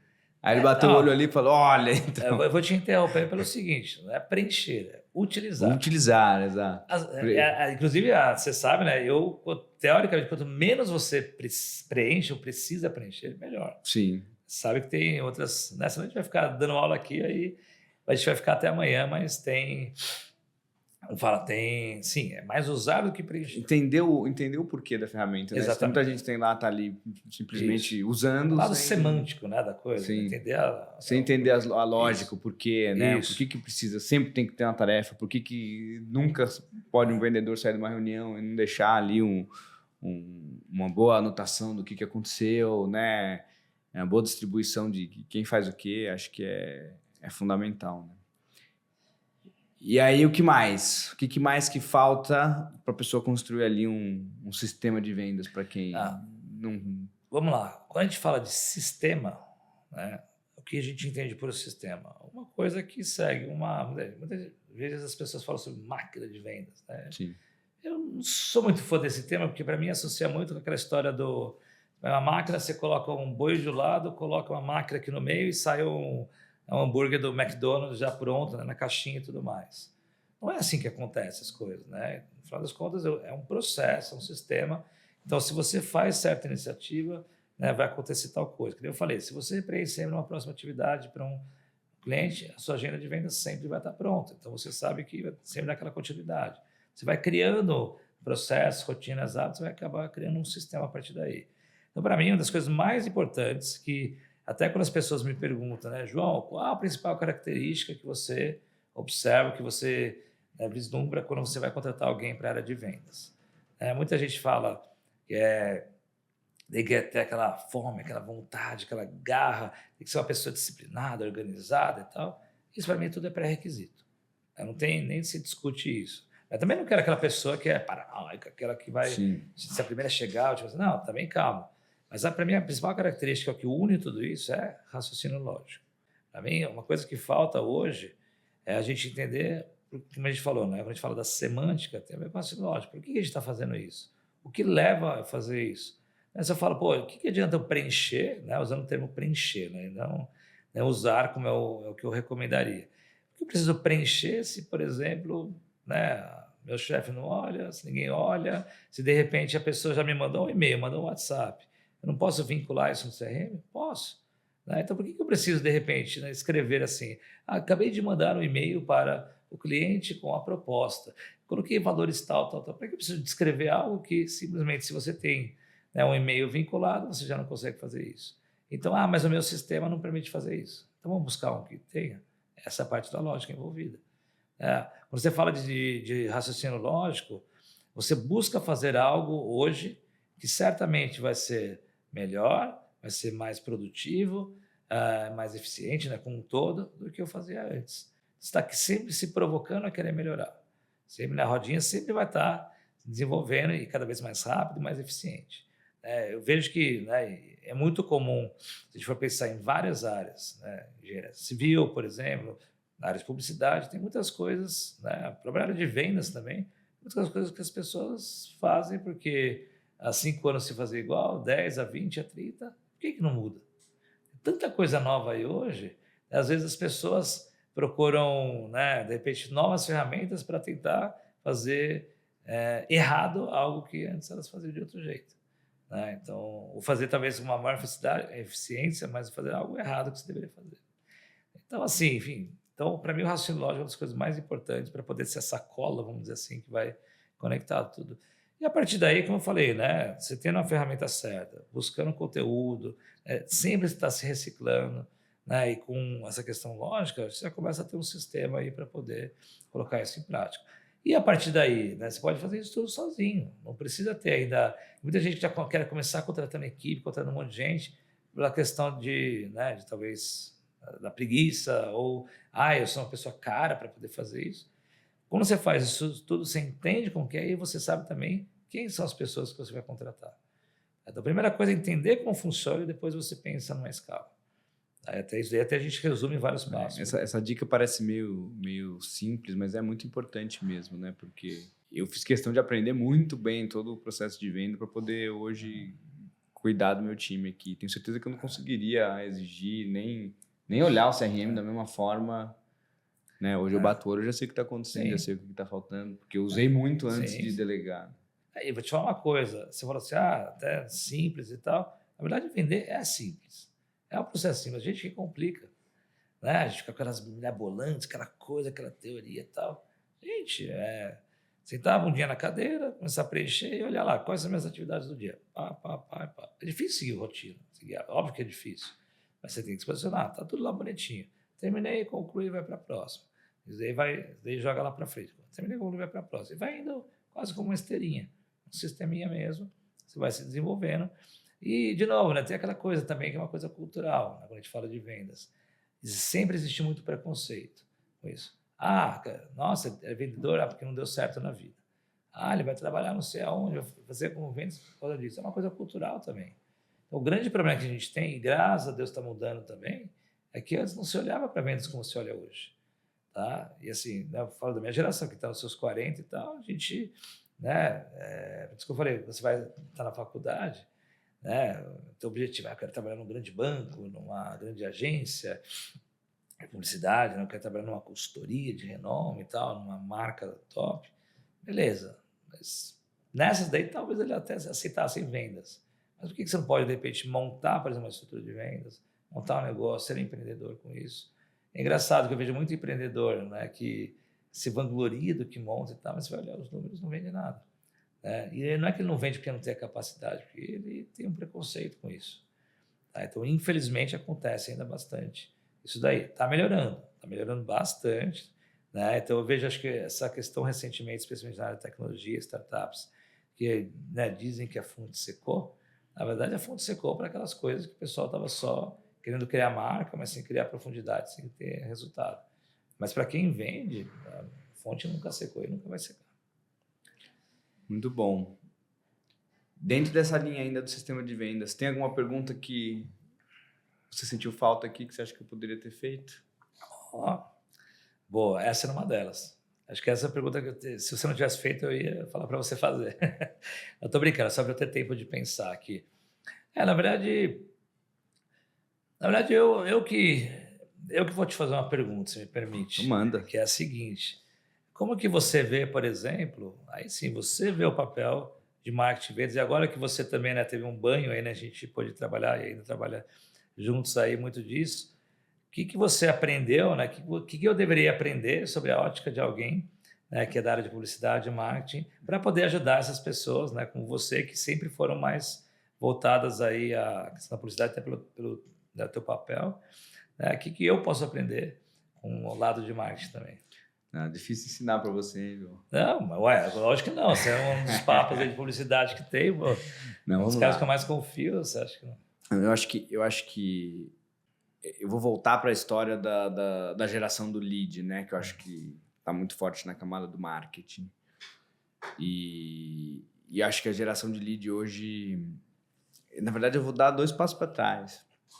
Eu acho que quando a gente fala de marketing com fins de geração de lead, a gente hoje em dia está muito preso naquelas campanhas de mídia e performance, né? A gente está muito preso em olhar para o dado, olhar para o número, e acho que isso é muito legal. Você com certeza vai gerar lead e pode gerar um alto volume de leads, escalável, muito simples, né? Até hoje em dia, de você criar campanhas assim. Mas aí onde eu acho que grande parte dos marqueteiros que são muito orientados para performance e para geração de leads acabam errando.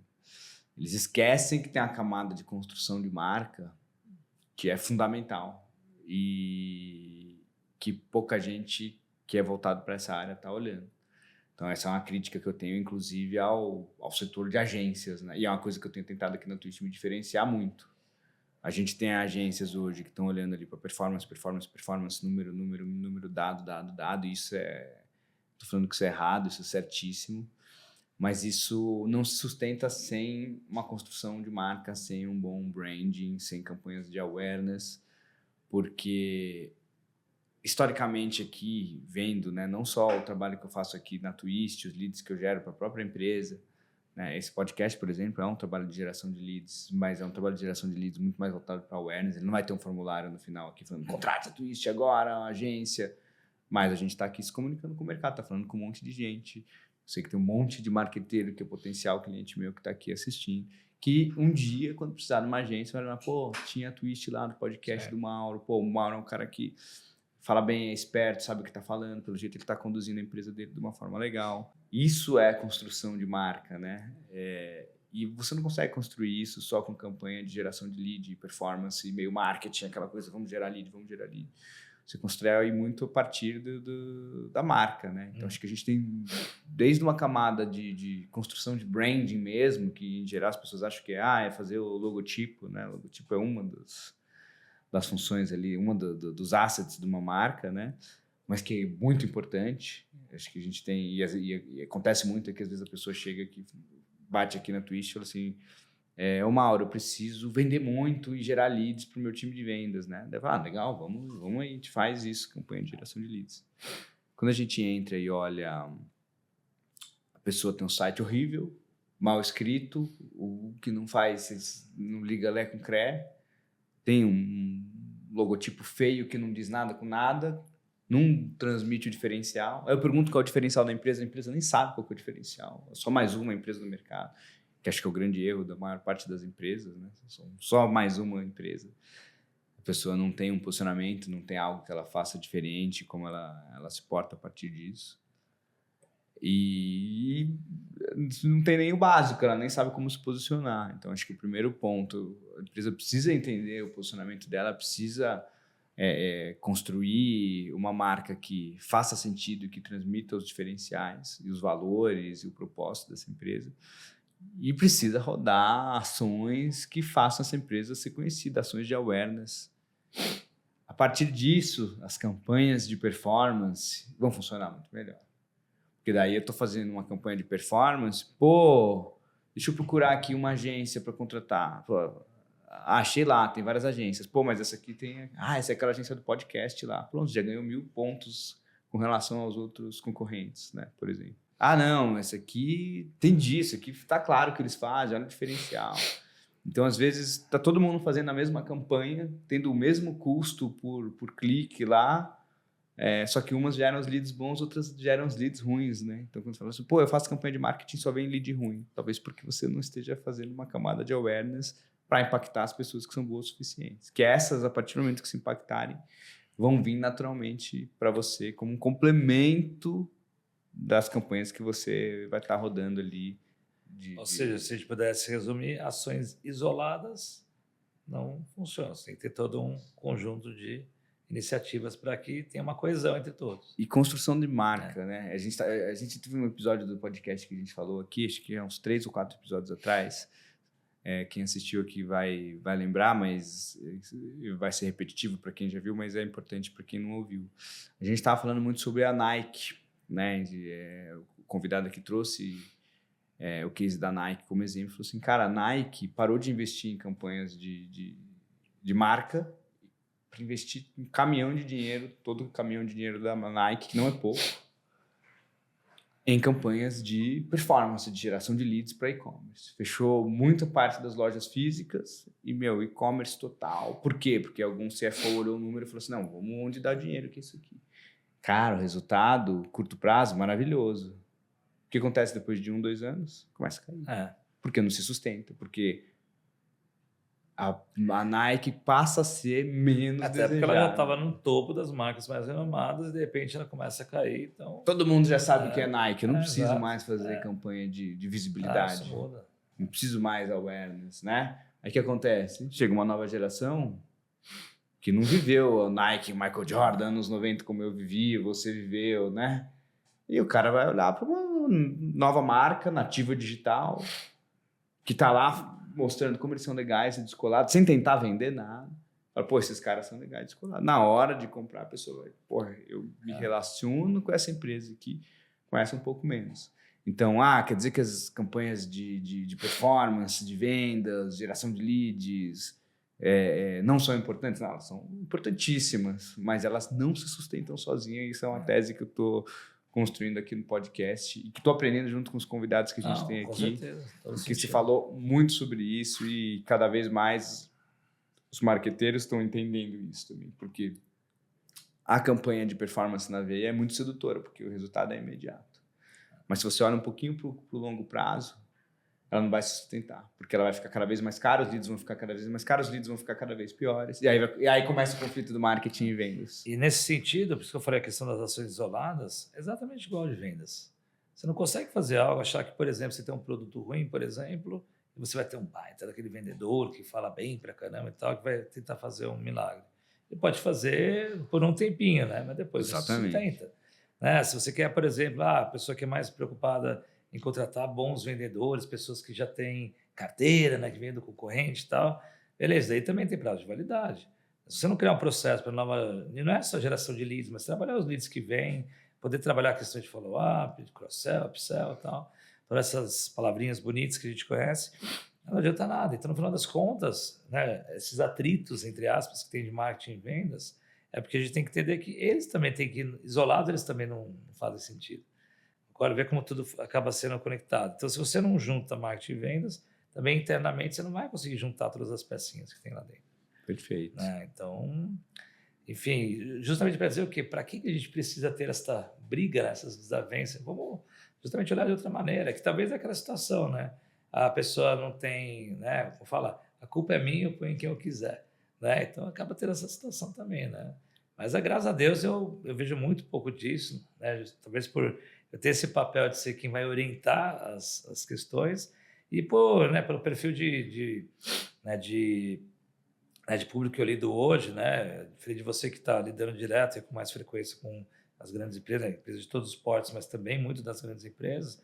Para mim, hoje eu até procurei me especializar, né, em fugir um pouquinho dos extremos. Né? Eu gosto de trabalhar muito daquele mercado real que a gente tem no Brasil, né, de empresas que se envolvem, né, empreendedores. Eu gosto mais dessa situação. Então, sim, são estruturas que são menos engessadas, por um lado, né, comparado com as grandes, e também não são aquelas pequenininhas que ainda estão se descobrindo, né? Mas assim como você, eu também consigo trabalhar com qualquer um, mas eu tenho minhas preferências para justamente evitar esse tipo de situação.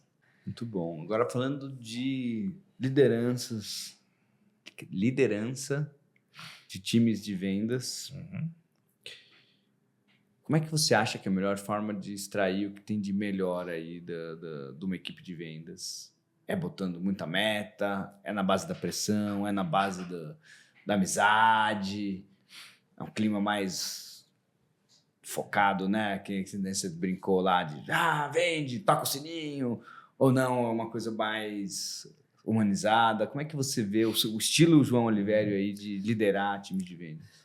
O meu estilo ele é bem diferente do que a gente está acostumado, né? Aquele perfil, aquele público mais na linha lobo de Wall Street, não é muito a minha pegada. Apesar de, curiosamente, o G4, eu tive a oportunidade de estar com eles desde o início, ajudando eles têm um pouco dessa cultura, e eu acho legal porque é a cultura deles, né? Eles têm muita parte do que eu acredito, que é a parte do número, do dado, indicador, mas eles conseguiram trazer o twist deles, né? A característica deles, que é essa cultura da vibração, de um se ajudar e tal.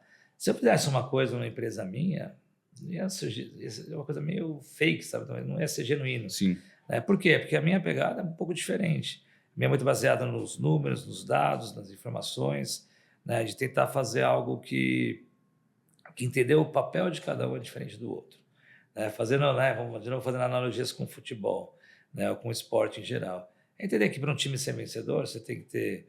Não adianta você ter 11 Neymares, 11 Messis no seu time, e sim você entender a posição certa para cada lugar. Né? Eu até brinco, né? Hoje em dia, antigamente sim, mas hoje em dia nem no videogame, você colocar 11 Messi, você vai ganhar os times. Né? Mas você tem que entender que você tem um bom goleiro, você tem que ter um bom volante, zagueiro, enfim, peças fundamentais e que são diferentes para cada situação. Então, eu respeito muito o papel de cada um, como eu falei, através de números, com as ferramentas adequadas.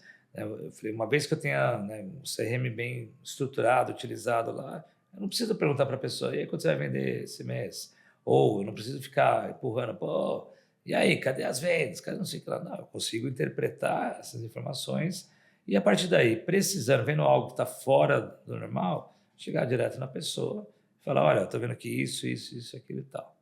Beleza. Outra coisa, trabalhar muito com transparência. Existem vários modelos aí, várias empresas que fazem, modelos que já deixam claro, se você é de vendas, vamos lá, se a tua meta era X, por exemplo, tinha que bater praticamente o número de 200 esse mês. Não bateu, por exemplo, você vai ter como se fosse um cartão amarelo. Não bateu de novo, você poderia ter um cartão vermelho. Tem gente que faz isso. Não precisa ser talvez tão radical. Eu estou considerando alguém que já está treinado, está desenvolvido. Mas assim, eu gosto de colocar bem de cara assim, olha, eu vou te dar a primeira chance, né? Se você não bater a meta, eu vou te dar uma segunda chance, uma terceira chance. Mas a regra está aqui. Estou deixando isso bem claro. Eu gosto de deixar isso para quê? Que se a pessoa realmente está afim, ela vai lutar de todas as maneiras, ela vai se desenvolver para poder querer chegar no resultado.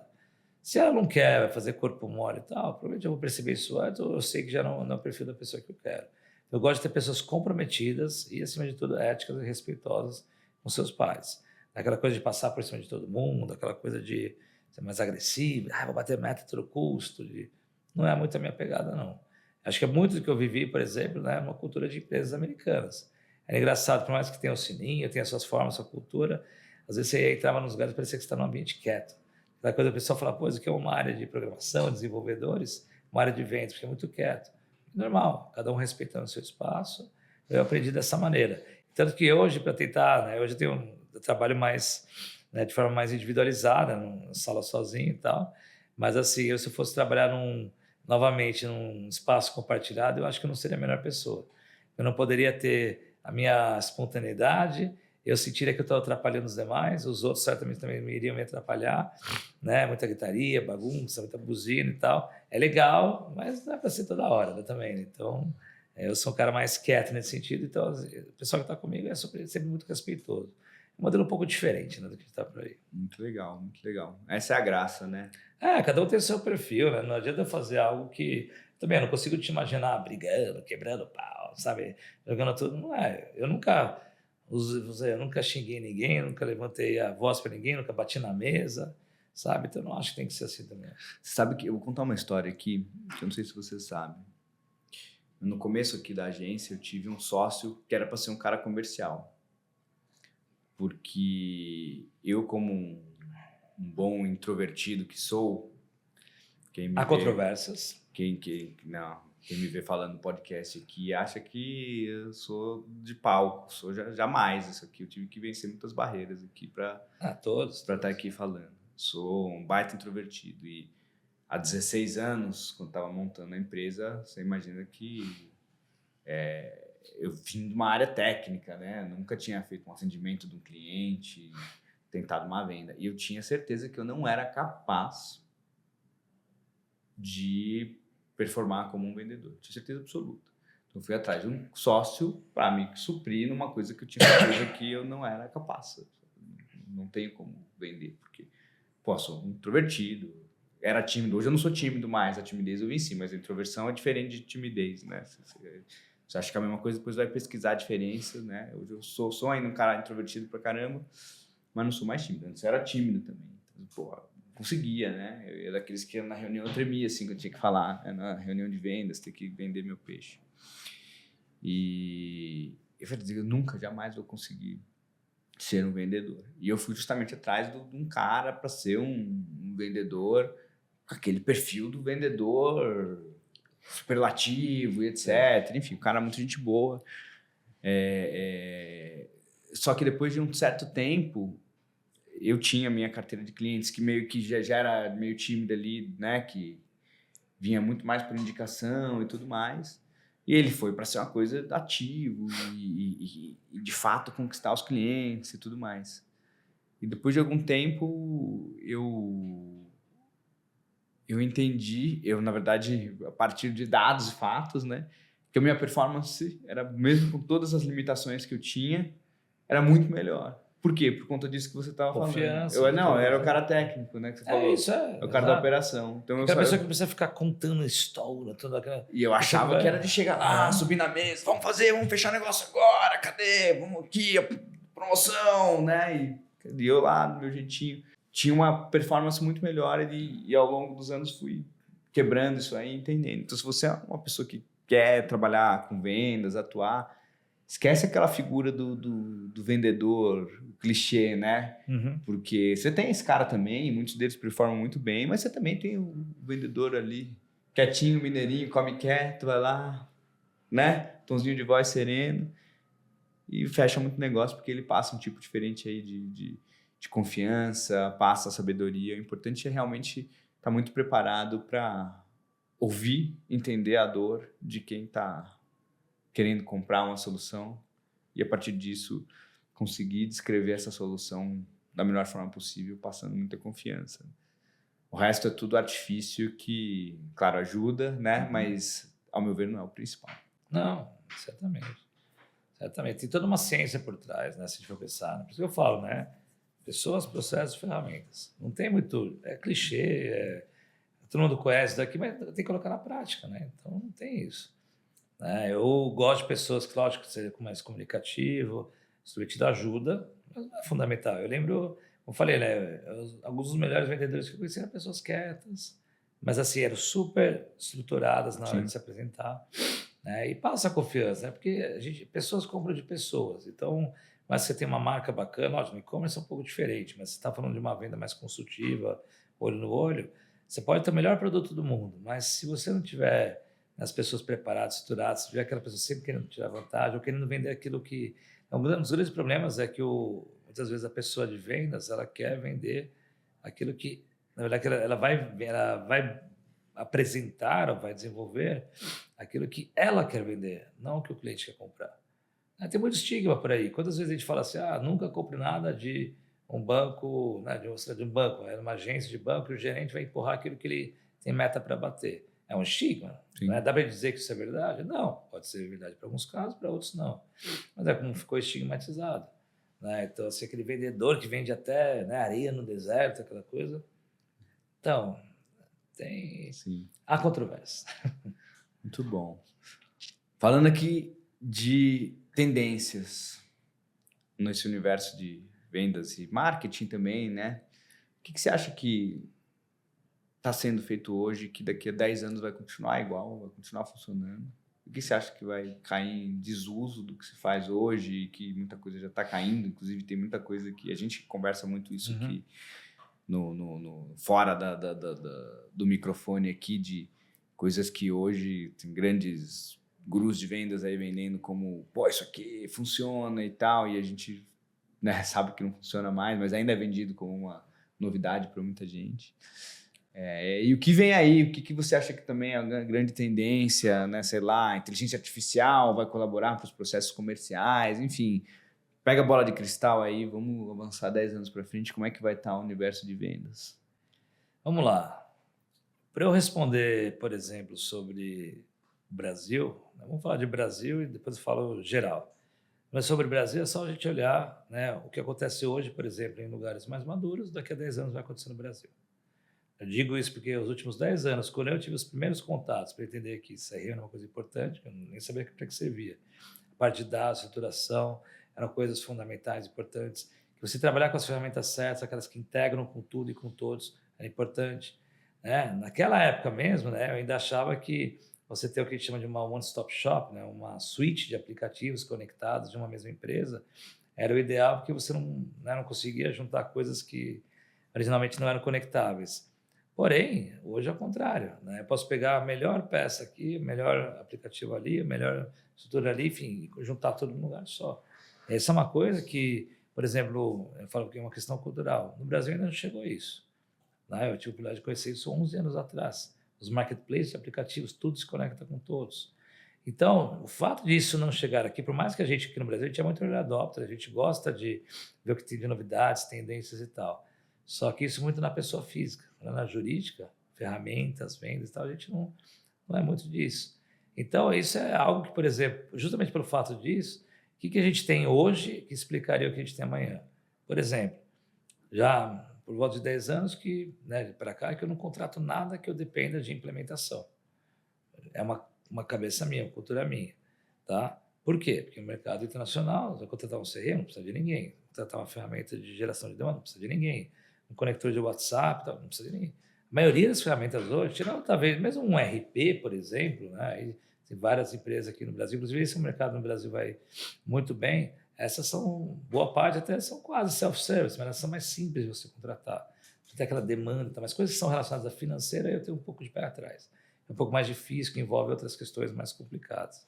Mas, de resto, é uma tendência que é a questão da self-service. Mas a gente no Brasil, por que quase a totalidade das ferramentas do Brasil, das para vendas, para growth e tudo mais, e quase todas elas você depende de uma implementação, uma camada de serviço.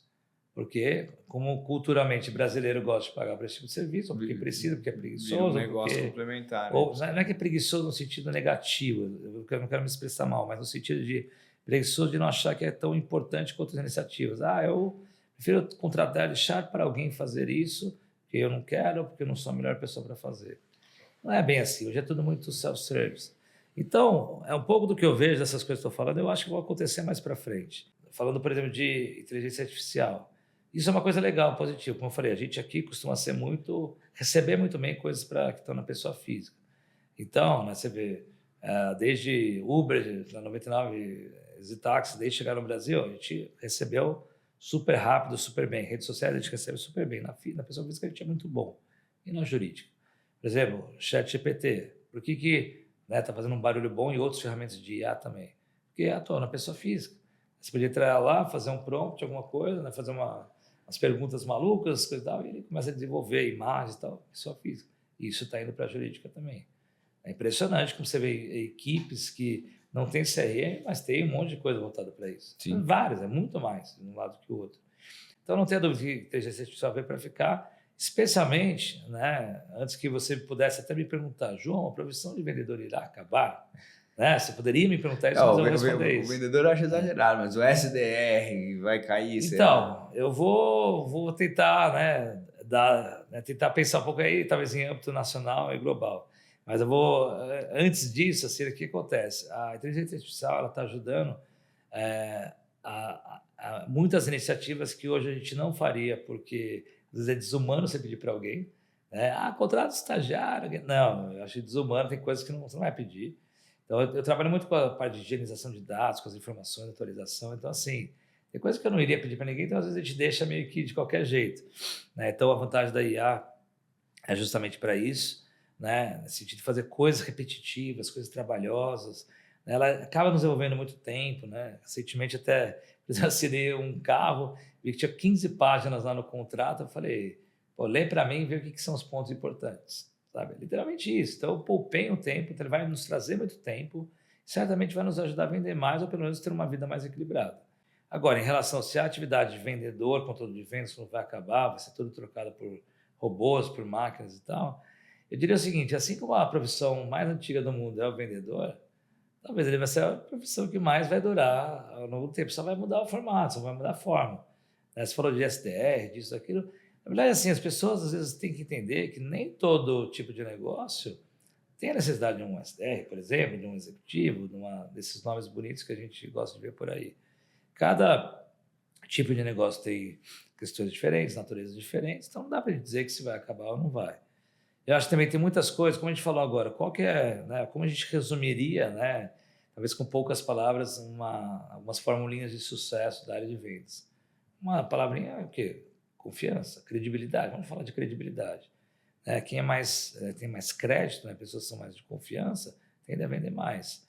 Será que a gente consegue trocar a confiança de uma pessoa da forma como ela lida por um robô? Para algumas finalidades, sim. Né? Se a gente tem, por exemplo, um e-commerce, se for pensar, ele é mais autossuficiente. Sim. Né? As pessoas, quem é bom, quem desenvolve bem, criou, né, de uma certa maneira que a pessoa consegue sozinha. Só que por que você compra, de repente, você tem uma Amazon, um Mercado Livre, versus um site que você nunca ouviu falar, que está mais barato? Pode até ser que seja verdade, que não seja golpe nem nada. Até ser que entregue antes, por exemplo. Mas você vai naquele que tem mais credibilidade, confiança. E isso tem a ver com a marca. Tudo que a gente falou, né? É quase um resumo de toda a conversa aqui, é justamente nessa linha. Então, por isso que eu falo, né? Acho que a tendência é que a gente vai fazer cada vez mais coisas de forma mais inteligente, tá? É que algumas funções pode ser que, não digo elas vão acabar, mas elas vão ser transformadas sim. Tá? Então, mas assim, nunca vai ser, na minha visão, ou pelo menos nos próximos 10 anos, eu não acho que vai mataram né, muitas das iniciativas, as funções não vão matar. Tem muita gente tentando matar, por exemplo, um SDR ou algo do tipo, e a minha visão, como está sendo feito hoje, não vai matar, não. E eu acho importante ainda, porque esse trabalho de qualificação e desenvolvimento, né, tem também, a gente tem que pensar que a gente tem que entrar um pouco na cabeça do outro. Eu não sei se uma ferramenta, uma máquina vai fazer 2, 3 perguntas. Se a pessoa fosse sincera e responder sempre, quisesse, ok. Mas quando será que a inteligência artificial ela vai começar a questionar, né, duvidar do que você está trazendo? Se é baseado na resposta que a pessoa traz, ok. Mas se ela tiver a ludibriante. Então, acho que essa questão da observação ainda a gente vai depender do ser humano para isso. Não, e acho que Acho que o ser humano gosta de falar com gente também, né? Eu, pelo menos, quando me botam para falar com um chatbot em vez de falar com um ser humano, eu me sinto, como consumidor, eu me sinto desrespeitado. Pô, tô aqui dando minha atenção. Claro que eu entendo que tem produtos, serviços que tem um volume absurdo e precisa de uma certa triagem, mas às vezes você vê empresas que estão vendendo ali serviços mais qualificados, você, pô, quero fazer negócio com vocês, quero entrar em contato. Tá bom, fala aí com o meu robô. Eu até tenho uma explicação para isso. Agora ele tem o IA que vai te dar resposta muito mais elaborada. Nossa senhora, eu quero morrer. Acho que vai tempo ainda para IA evoluir a ponto Concordo plenamente. de eu conseguir ter uma conversa que eu fique satisfeito, né? E... É só a gente ver, por exemplo, vou fazer uma comparação que aparentemente não tem nada a ver, essas iniciativas de geração de demanda de prospecção, por exemplo. Qual é o problema ao se fazer prospecção? Não é você receber uma mensagem automática, necessariamente. Não é necessariamente isso. É você querer ludibriar quem está do outro lado, dando a entender que é uma pessoa. Oi, Mauro, tudo bem? Vi que você, não sei o que lá, não sei o que lá. Dá a entender que você é uma pessoa e não um robô. Seja sincero. Né? De repente fala assim, isso aqui é uma propaganda, isso aqui é uma automação, isso aqui é isso. Você está tentando enganar a pessoa do outro lado, né? Ou já começa uma relação ruim. E aí quebra o quê? A confiança, a credibilidade que a gente falou. Quando você está falando, por exemplo, de um chatbot, né, eu também, na mesma atuada, se eu estou querendo falar com alguém e a pessoa, né, dá-se a entender que é um humano que está do outro lado e não é fácil, em poucas trocas você consegue. Lógico. Só que quem ainda está do outro lado, parece que acha que quem está perguntando é inocente, é ingênuo. Pode ser que às vezes algumas pessoas não percebam, normal, mas tem outras que vão perceber. Então eu gosto, por exemplo, dessa parte de chatbot, de atendimento automatizado, quando são iniciativas, por exemplo, transacionais. Sim, exatamente. Uma segunda via de conta de luz. Beleza, qual é o CPF? Pá, se você tem mais um imóvel, é a instalação da rua X ou da rua Y.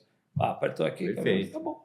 Aí é mais isso eficiente do que a pessoa, você não precisa esperar a fila, não precisa esperar. Agora, tive um incidente aqui que caiu um poste e tem, sei lá, um gato que está lá perto que ele pode encostar no fio e tal. Cara, precisa falar com alguém para explicar.